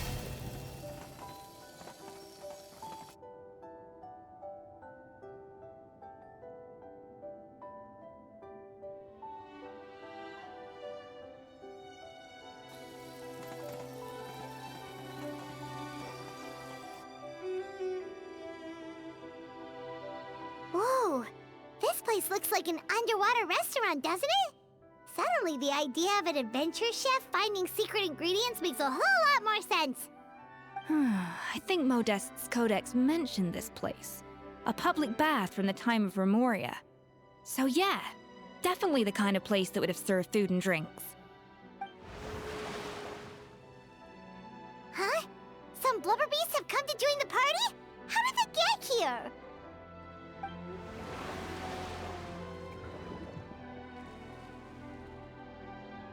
Aw, they ran off!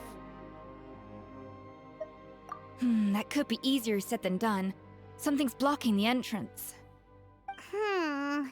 Well, did Modeste mention it in his adventure logs by any chance? They must have gotten through somehow. Good point. Yes, that's right.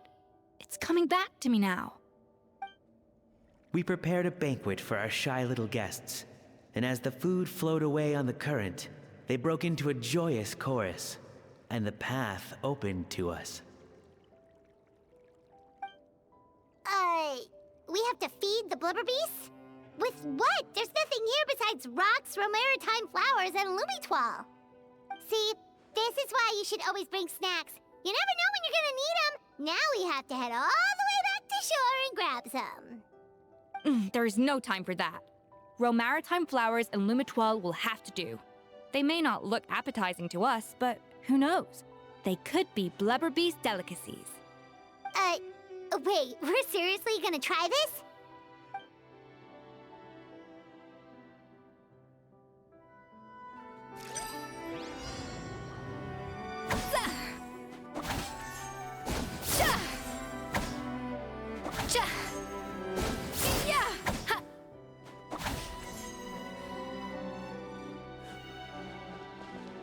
Off to the freezer!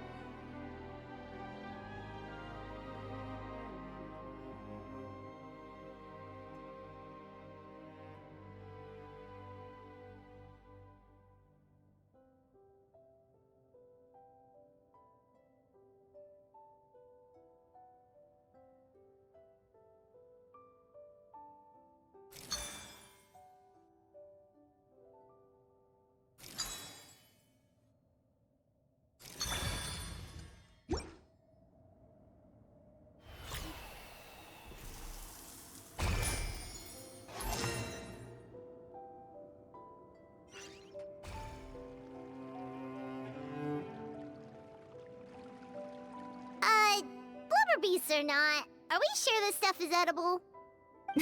Trust me, they'll love it.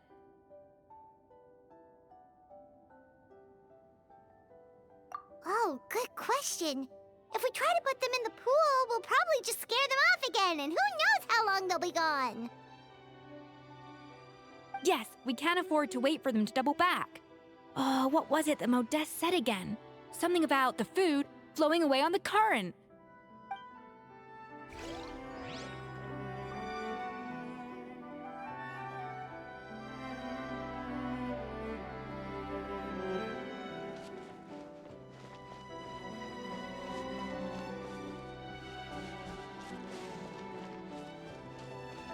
Hey, be careful! Scare them off too much and they might not come back again.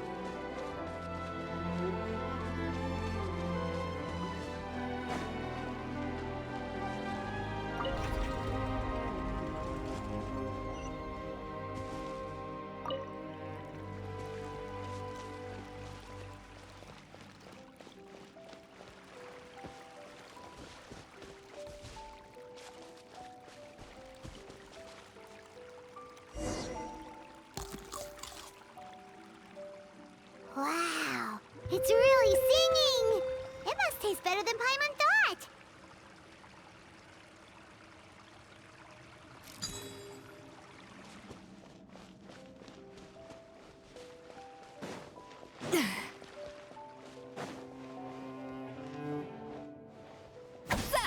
The tracks turned back again. Oh, so annoying.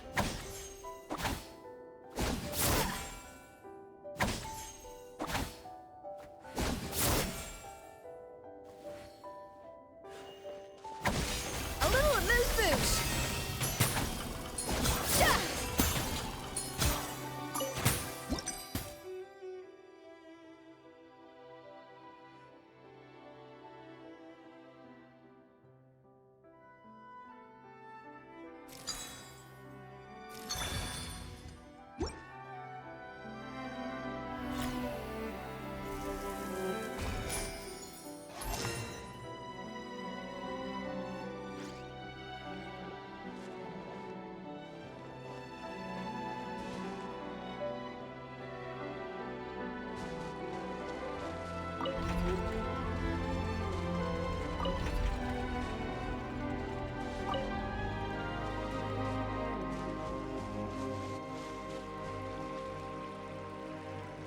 Up to the freezer.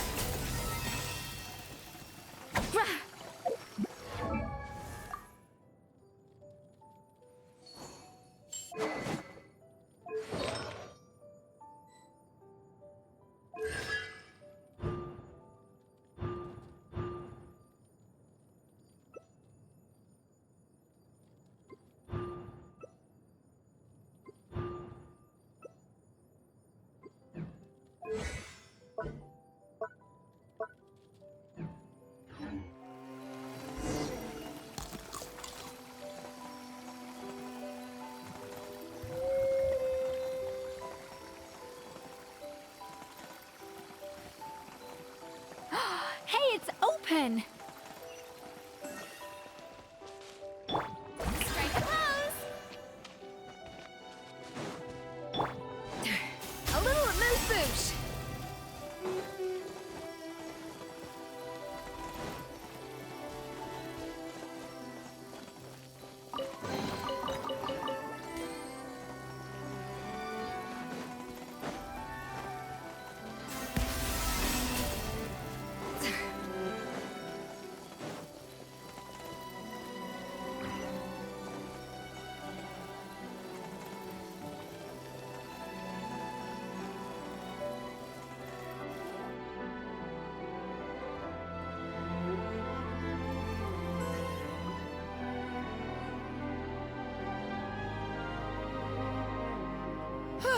Hey, give me your water.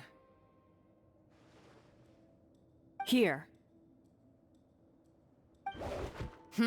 I said your water, the one you just drank out of?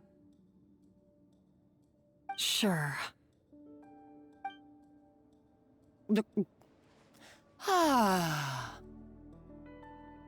All those years slaving away under Escoffier, and then you.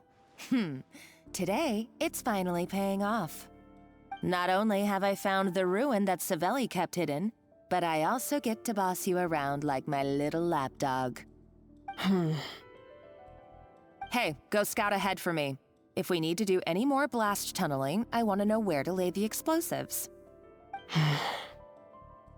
Did you not hear me? Get going. Why don't you do it yourself? Oh, when did you learn to fight back? You're always so compliant when I give you instructions by letter.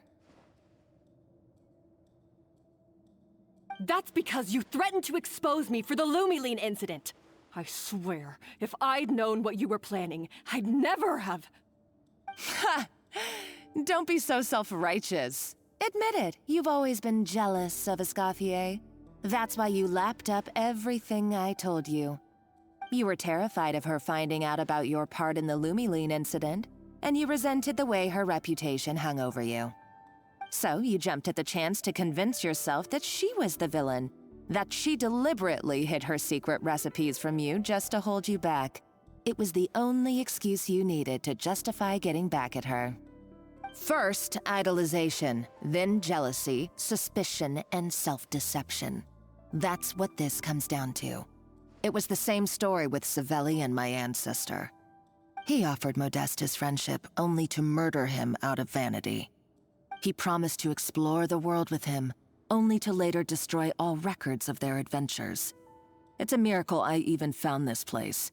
You have no idea the countless hours I spent piecing it all together.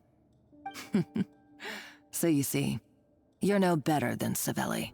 If you can't beat him, betray him, right? I am no Savelli, nor will I ever be. Oh, put a lid on it. You really think you can absolve yourself of your vindictive and jealous behavior now? Just because you finally realize that Eskofье never kept any secrets from you?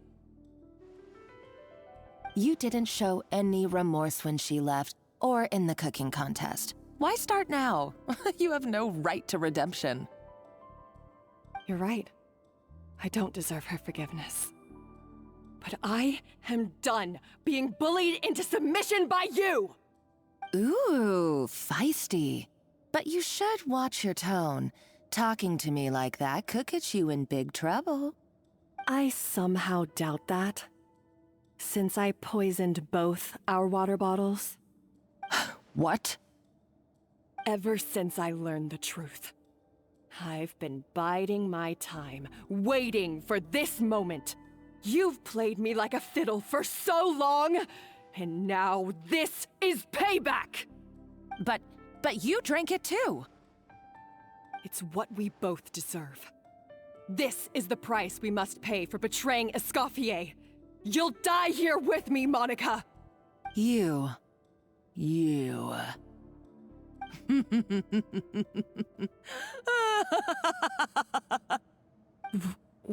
What's so funny? Oh, you're too much. I thought I'd play along for a bit just to amuse myself. You gave a very rousing performance. I saw your dumb plan a mile off. There's no poison in these bottles, just clean, fresh water. No. Revenge is a dish best served cold, you know? Did you really think your half-baked plot would fool me? You're a lousy chef, and you make a lousy villain, too. A complete waste of space. No wonder you never amounted to anything. Everything I ever did was a failure. And now, I failed again, for the last time. Hey, why don't you try your hand at being a comedian in your next life? You got a good laugh out of me. But now the show's over.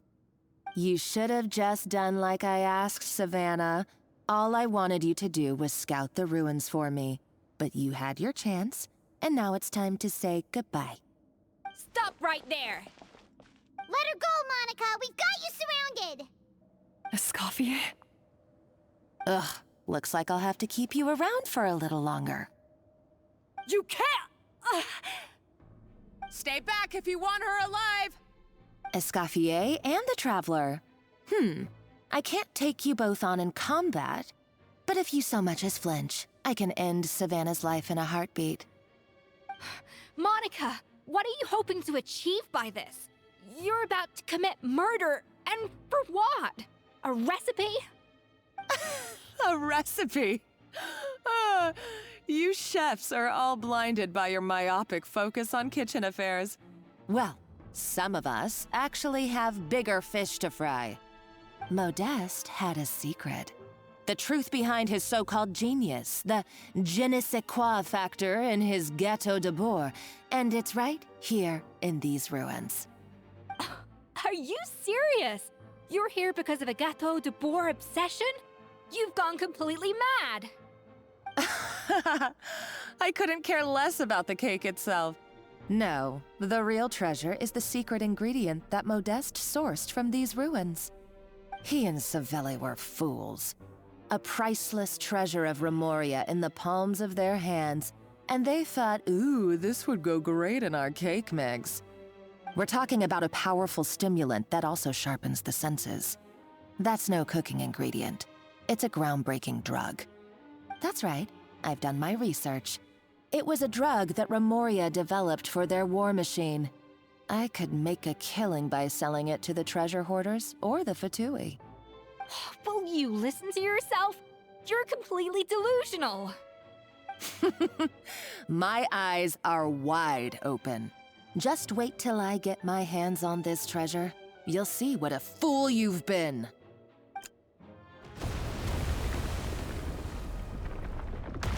Wait, what's that sound? Just when I thought she couldn't get any crazier. She's lucky the whole place didn't collapse. Uh-oh, Savannah's gone too! Monica must have taken her. Oh, what a coward. She's only taken her hostage because she knows that she's no match for you. That's true. Even if she finds the treasure, she'll need Savannah alive if she wants to get out of here in one piece. Oh, well, our path's been blocked, so let's look for another route.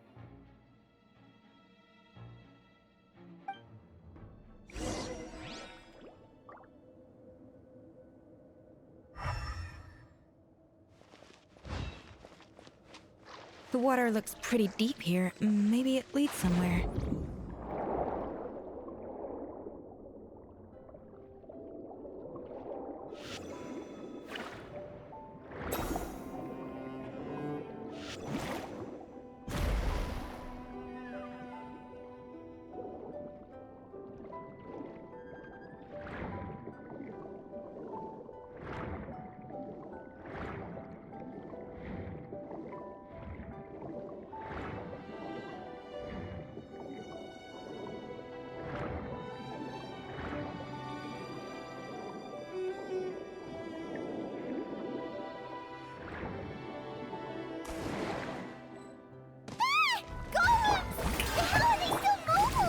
They were probably awakened by the explosion just now. Alright, Knife Skills 101. Time for some rough chopping.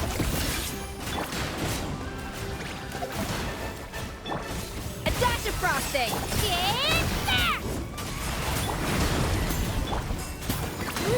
I am the cutting edge of fashion.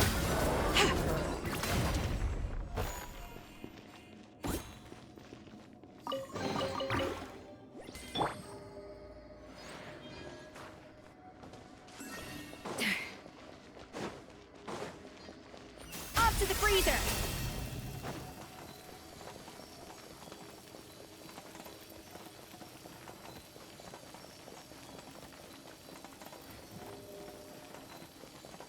Another door? Guess we need to prepare another feast for our guests.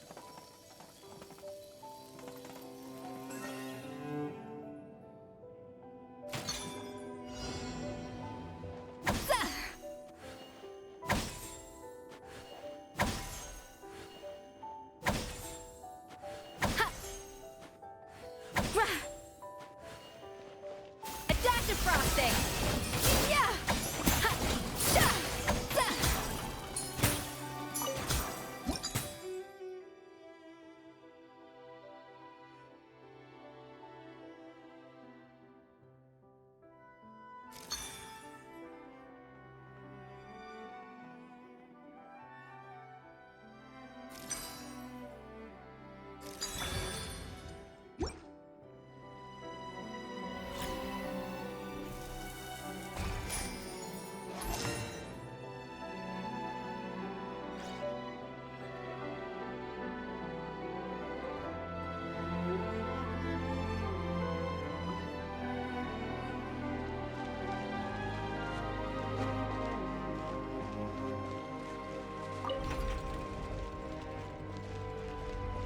Hey,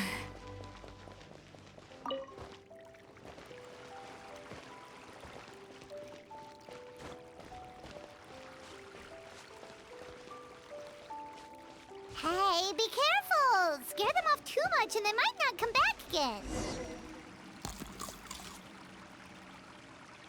It seems to really like the texture of Rome maritime flowers.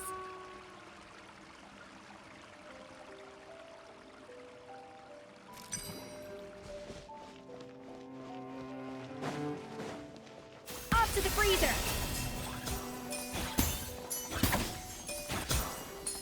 Yeah!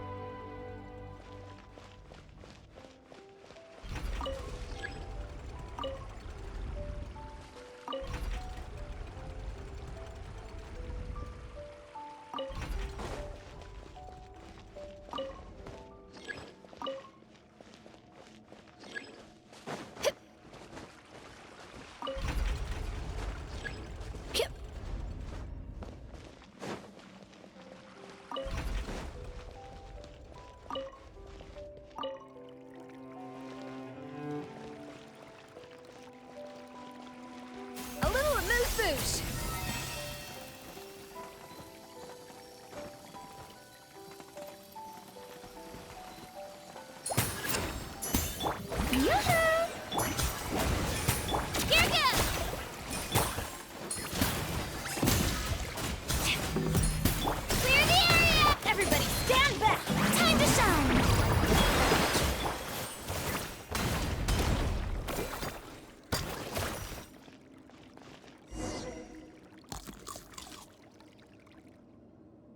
I never knew you could process Lumitwol like that.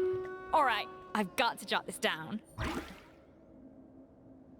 Lumitwols and maritime flowers. This could open the door to a whole new world. Yep, that's literally the plan. Wait, hold on. Which door are you talking about?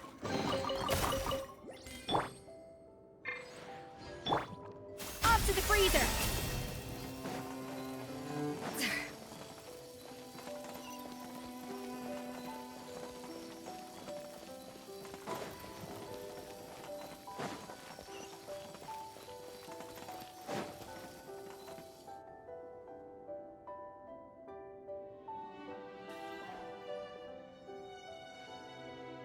That's strange. These don't look Grimoirian to me. More like last century Fontaine. Adventurers from last century Fontaine, huh? Oh, Modeste and Savelli, do you think they camped here? By the looks of it, this was a one-person camp. They adventured together, but maybe one of them came back. Huh, you really think so? Trust our adventurers' instincts. We're pros at this stuff, just like you're a pro in the kitchen. Okay, well, the Traveler has more adventuring experience overall, but Paimon's definitely a pro rummager from all those treasure chests. Darn it! Paimon was just about to show off her rummaging skills! Huh, no kidding. Are all adventurers so obsessed with journaling? I mean, I guess I take a lot of notes when I'm cooking as well, but I thought that was just me. Anyway, let's find out who was here. It's been years since I've last visited these ruins. It's exactly the way I remember it. This place probably hasn't changed in millennia. Sadly, up above, on dry land, everything is changed. The treasure of Remoria. That's what we used to call it. Modeste was right about its potential. It turned Gâteau de Bourg into a national sensation. Our limited stock of the substance meant that the gâteau could only be produced on a small scale, but this only drove up the popularity all the more. Modeste was right about that too. He predicted all of it. He was praised as a genius, while I, as the one person who'd ever disagreed with him, was labeled a talentless fool. Modeste tried his best to console me, but I knew better than anyone just how great the gulf was between us. Our conversations grew scarce, and we saw less and less of each other. I didn't fight it. He had new friends and a career of his own. Why invite further disdain by inserting myself where I did not belong? I told myself that maybe one day, when I finally created a masterpiece of my own, I'd be able to face him without shame. Or maybe one day, when I've put these feelings of self-loathing behind me, I'd be able to ask him with a smile on my face, how about we go on one more adventure, for old time's sake? Unfortunately, that day will never come. So it was Savelli. From the sounds of it, he came back after Modeste had already died. I always thought it was just a legend. But if it's true, then this must be the place where they found their secret ingredient, the birthplace of Gâteau de Bourg. In that case, what does that say about the death of Modeste? If it's all true, maybe Savelli really did have something to do with it. The taste of Gâteau de Bourg has changed. Modeste was convinced of this, even though everyone swore they couldn't tell. Being the perfectionist that he was, he refused to accept even the slightest flaw in his work. He stopped all sales of the product, locked himself away in the kitchen, and worked day and night, vowing to find out where he had gone wrong. But as he baked and taste tested over and over again, he found he only strayed further and further from the original taste. It was only when he was sipping on coffee one day and realized he could not taste the bitterness that the truth finally dawned on him. What had changed was not the gâteau, but his sense of taste. The treasure of Remoria stimulates the senses, taste included, and invigorates the spirit. In the short term, it offers people the ultimate gourmet experience, but in the long term, it dulls their senses entirely. In hindsight, it made perfect sense. After all, why would a culture that sought liberation from the constraints of their bodies care for the loss of their senses? But we realized it too late. We were just too late. Over the course of his many culinary experiments, Modeste exhausted the remaining supply of the treasure of Remoria. He consumed it all himself. The finest culinary talent of his generation now faced a future in which he would never be able to taste anything ever again. Finally, in despair, he took his own life. And because we had become estranged, I could not be there to stop him, to offer some words of comfort, or even to say goodbye. Yet despite everything, he sent me his final letter. The treasure of Remoria? Guess Monica was really onto something. It really was a kind of drug. So, Modeste chose to end his own life. Then, why all the rumors that Savelli murdered him? Also, neither the Codex nor any other contemporary records make any mention of the treasure of Remoria. It's almost as if someone deliberately erased it from history. Modeste told me everything in his final letter. His was a tale of how even a genius could fail, and how much more devastating it is when it happens. Did he hope I would gain some personal catharsis from knowing the truth? Or maybe he wished for me to warn the public about the dangers of Gâteau de Bourg, proving that I had been right all along. But if the public ever learned how Modeste's greatest triumph became his undoing, his fall from grace would be swift and merciless. 1 minute a genius, the next a joke. It would surely spell the end for his restaurant too. What would be his legacy then? How would future generations view everything we built together? I fear the scorn I have faced these last years would pale in comparison to the scorn shown to him by the history books. I cannot let that come to pass. I will do what I must to protect his name. It will mean tampering with his notes to remove the damning details, leaving mere fragments of our story behind. It may lead his family to suspect me of having a hand in his demise. But if that's the price of destroying all evidence of my crimes, then so be it. I would rather the world believe a tale of genius and jealousy than see his reputation in tatters. The final loose end is the evidence here, at the bottom of the sea.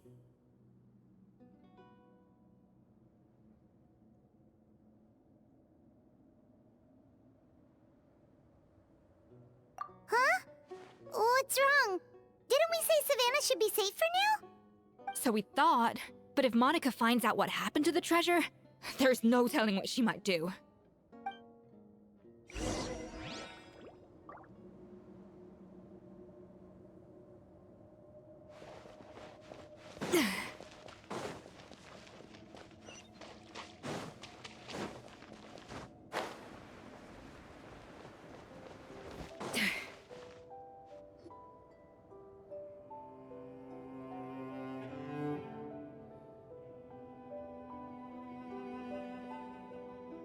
The treasure of Remoria.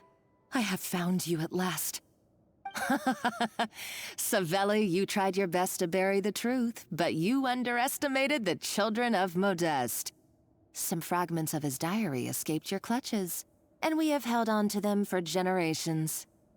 But I have to thank you too, Savannah. Without your help retrieving the codex, and with it the last piece of the puzzle, I may never have found this place. But now, finally, the secret to Remoria's military might is within my grasp. The treasure of Remoria is mine! Oh, it's empty? Monica? Oh, we were seconds too late. Eskofye? What's the deal with that jar? Savelli's final act!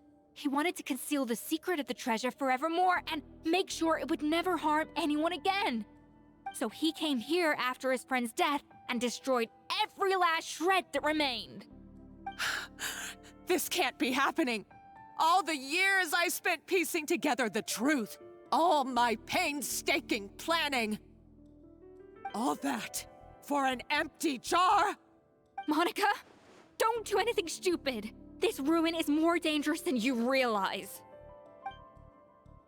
Oh, shut your pie hole! Praise be to Lord Remus. You barbarian. She's a nutcase! A liability to herself and everyone else! Well, now it's up to us to clean up the mess she's made. Take these golems out!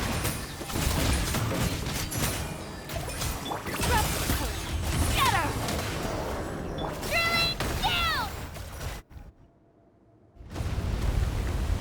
Ah! Why is this place still shaking? Either way, it's all her fault. Enough chit-chat. Let's get out of here, Traveler Eskofье, come on! Okay, I'm coming. Huh? Oh, no you don't. If I can't get what I want, neither will any of you. I've got nothing to show for my life's work so far. But if I can take another so-called genius down with me in my final moment, then it was all worth it. You're a psycho!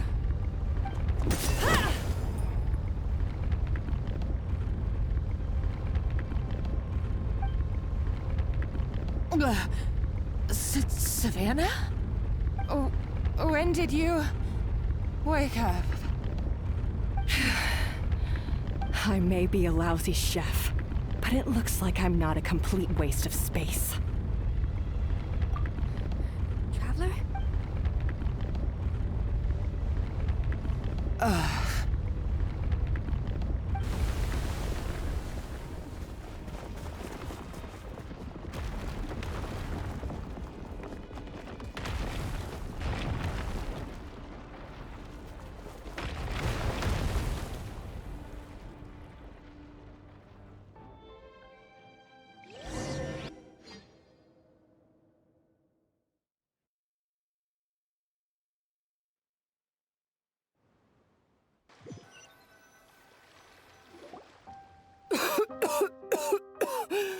Eskofье! Savannah! Traveler! And Paimon! Venejem! What are you all doing here? What did you expect us to do? Stay at the restaurant and sit on our merry derrieres? While the Traveler and Eskofье were out here risking their lives? We had to do something, even though that something ended up being, well, waiting for you here instead. I don't deserve any of you. And I certainly don't deserve to be your head chef. It was my fault Eskofье had to leave. Then I couldn't live up to her standards. I acted like a tyrant in the kitchen. Come back, Eskofье. Come and be our head chef again. I'll never be able to replace you. Okay, so everything I said to you the day I left, it just went in one ear and out the other? Huh? Sorry, I was kinda in my own head at the time. All I could think about was the Lumiline situation. What was... Forget it. It doesn't matter. Anyway, I didn't leave this job because of you. And you're not nearly as awful a chef as you think. If you were that bad, why would all your staff show up here for you? Eskofьe's right. Sure, you nitpick our work and get us to do things over a lot. But when it comes down to it, you're the one who's always doing whatever it takes to make sure the customers get served on time, every time. Things were pretty rough after Eskofьe left, and Savannah's the only reason we've been able to make it through. Our customers know that Eskofьe doesn't work for us anymore. But the fact is, they keep coming back. If that's not an endorsement of your work, I don't know what is. At the end of the day, we're all human, and we all make mistakes. All we can do is recognize where we get it wrong and do our best to improve. That's all that's humanly possible. No, I get what you're saying, but what I did to Firmin and to Eskofьe, it's unforgivable. Well, about that, there's someone else here to see you, Chef. It's been a while, Chef Savannah. Firmin? I'm so sorry. I put far too much pressure on you. And the way I stubbornly refused to go and see you after you fell ill. There's no excuse. But I'm too late, aren't I? The damage is done. I heard that you can't even hold a kitchen knife anymore. Actually, I think I'm going to be just fine. Huh? We thought Firmin's problem was purely psychological in nature. But after the threat letter came to light, it got Firmin thinking. And then he remembered the tea that Monica used to give him every night. And as it turns out, she was lacing it with Lumiline the whole time. No way! Doesn't that cause nerve damage? It can. High doses pose a risk of serious nervous and sensory complications. But if you calculate the dosage carefully, you can control the extent of its effects. A small dose might simply make a person more emotional, whether that means more fragile or more hot-tempered. No wonder it seemed like you'd lost your edge. I asked my friends at the Fontaine Research Institute about it. They said that with the low dose I was taking, the risks are pretty small. They also fixed me up with some meds and said I should recover in no time. Well, that's what happens when you give someone a little bit of hope to cling on to. There's more. We believe that Firma was likely not Monica's only victim. You mean she poisoned me too? Oh, so that's why Savannah's been so irritable this whole time. Let's not be too quick to blame everything on the Lumiline. That stuff can only amplify what's already there. So tasty food will seem like the most delicious thing in the world, while food you don't particularly care for will become utterly revolting. So you better make sure you reflect on your behavior and apologize to every single person you've wronged. I will. I'm sorry. There's still one question that's really bugging me. Why is it that no matter what I do, my Gâteau de Bourg never tastes the same as yours? Is it just... I mean, is it because you're a genius and I'm not? It's because the heating element in your oven is broken, you silly goose. What? I felt like something was off during the cooking contest. Once I got around to checking all the equipment, I noticed it right away. There was a half-degree discrepancy between the temperature setting and the actual temperature. All the ovens in the whole kitchen had the same problem, which confused me at the time, but by this point, it's pretty obvious that Monica must have tampered with them. I would have figured it out the day of the bake-off, since the issue affected both our teams. But of course, Monica sabotaged mine so that could never happen. No. I spent so long trying to find out where I was going wrong, and then you pinpoint the problem in just one night?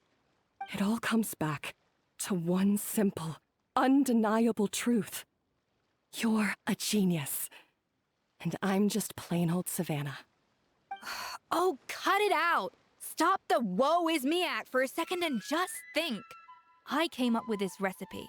You don't think that might have some... Do you know how long I spent perfecting my Gâteau de Bourg? 3 years! 3 whole years! I know this dish inside out, back to front and upside down. And you've been head chef now for what, 6 months? If that? A couple hundred failed attempts, and you're gonna throw in the kitchen towel and declare you'll never be successful because you're not a genius.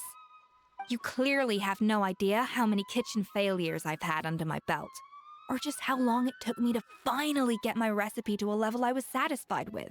Genius or not, everyone makes mistakes. Modeste did, Savelli did, everyone does. You're only a lousy chef if you don't face up to your mistakes, learn from them, and then keep chipping away until you crack the problem once and for all. Surely you haven't forgotten all that. You were no lousy chef back when I handed you the reins. I haven't forgotten. And I'll make sure I never do. That's our head chef. Ha ha! Sounds like we won't need another changing of the guard in the Hôtel de Bord kitchen anytime soon. Huzzah! Aw, what a perfect ending to a crazy journey. Look how happy everyone is. So you got your mojo back now? Yeah. Thanks to you, Escoffier. In fact, no. Thanks to all of you. Aw, friends again. So nice to see them finally settle their beef. Good. So now that's out of the way. It's time for payback. You cheated in our last bake-off, and I demand a rematch right now. Huh? But that was mostly Monica's fault, wasn't it? Right. And also, does it have to be right now? Savannah's only just got her mojo back, and you barely escaped from a death trap. No excuses. This is a cooking contest between 2 top chefs, and nothing will stand in its way. So grab your spatula and get ready, because this rematch is happening today, right now, this instant. Hey, Hey, so, this whole time you were salty about losing? The second cooking contest commences now! This time, no more games, and no holding back!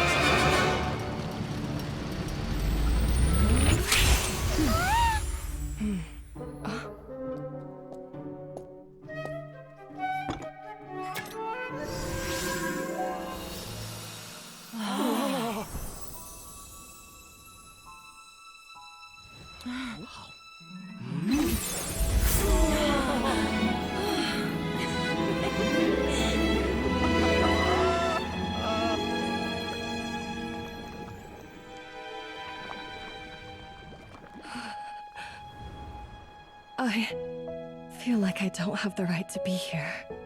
Hey, what are you so afraid of? You can't unbake it now. And if you don't serve it, then good or bad, you'll never find out how to improve.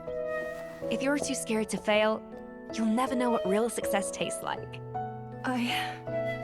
So? Embrace your failure. Taste it. Digest it. That's the way to success. I don't know. Sounds like it's easier said than done. I'll do it.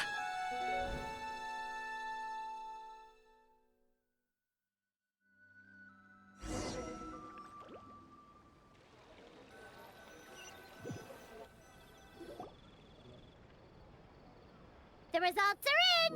A landslide victory for Eskofье! Quite rightly, too. Piece of cake. Oh yeah, look at that! Savannah looks pretty chipper too, considering she lost.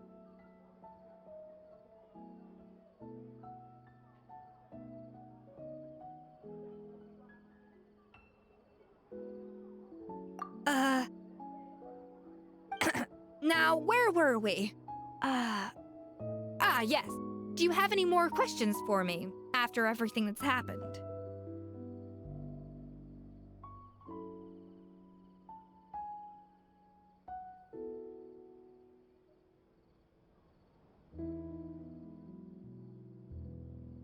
I thought Navia would have filled you in.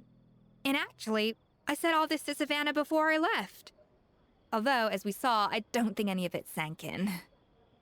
I had two reasons for leaving. One was the food safety incident, of course, but the other was that the Hotel de Boer had reached a point where it didn't need me anymore. So I decided to step down and look for new opportunities to improve myself. Improve how? Well, a while back, I got to know a fellow chef from Niue, and in her, I saw so many new possibilities. She has that same adventurous spirit that Modeste and Sibeli had in their youth. Slime mucus, lizard tails. With her, nothing's off the table. There's a whole world of new flavors out there waiting to be explored, hiding away in ingredients we overlook. Case in point, remember those Romaritime flowers down in the ruins? I used them in the cooking contest just now. Did you taste the difference? What? Paimon didn't notice at all! Half of the art of cooking is dissecting the recipes of previous chefs and figuring out the exact constellation of elements that gave their work its signature taste. And the other half, it lies in freeing yourself from the confines of the kitchen. You've got to go out and explore the endless possibilities out there. Uh-oh. Paimon's suddenly not sure she wants to try your cooking anymore. Don't worry, it's not going to be a free-for-all like in Modeste's time. Before I put anything into my food, I'll obviously do my research, make sure it doesn't contain any harmful substances. In the meantime, take this. It's a recipe for Petit Gâteau de Boer revised version. I tweaked it to suit your needs as busy adventurers. Hope you enjoy, and remember, Feedback is always welcome. All right! So, do you ever see yourself returning to Hotel de Boer? Oh, of course. I've already promised Vanishem that I'll come back every once in a while to make sure the quality of the food remains at an acceptable level. You know, Paimon's still a little disappointed that we never got to see the treasure of Remoria. Surely Monica wouldn't have gotten drawn in so deeply if it wasn't for all the mystery surrounding the original Gâteau de Boer. She practically dedicated her life to finding the lost pieces of Modeste's diary. Then went to all that trouble to infiltrate the Hotel de Boer. And in the end, it was all for nothing. Since you mentioned the treasure, between Modeste's writings and what we saw in those ruins, I think I may have figured out the truth. The so-called treasure of Remoria was most likely a substance that the Remorians extracted from Lumitoiles, better known to us as Lumiline. Huh? So then, why all the hype back in the early days of Gâteau de Boer? Don't forget, it was a very different era. We could barely even refine sugar back then, so desserts were very much in their infancy. In a world of bland food, it's no wonder that the first thing to really excite people's taste buds took the world by storm. And as for the Lumiline, it may well have been somewhat valuable in ancient times. But these days, it's just another drug from the Fontaine Research Institute. Even if Savelli hadn't destroyed it all, I doubt it would be worth that much these days. So after all that, there was nothing in those ruins but worthless junk. Feels strange to say it, but Paimon almost feels sorry for Monica. She sacrificed it all only to get nothing in return. Hey! Huh? You just got back from that underwater ruin, right? Well, check it out. They ran a special issue. Did you see anything like this down there? Freshly unearthed from the ruins of Remoria. A magnificent jar thought to be over 1,000 years old. Experts say it has immense artistic and historical value. It could be worth an absolute fortune. Wait! Isn't that the jar they used to hold the treasure? If only it was still in one piece. Some butterfingers must have dropped it or something. Ugh, it's such a shame.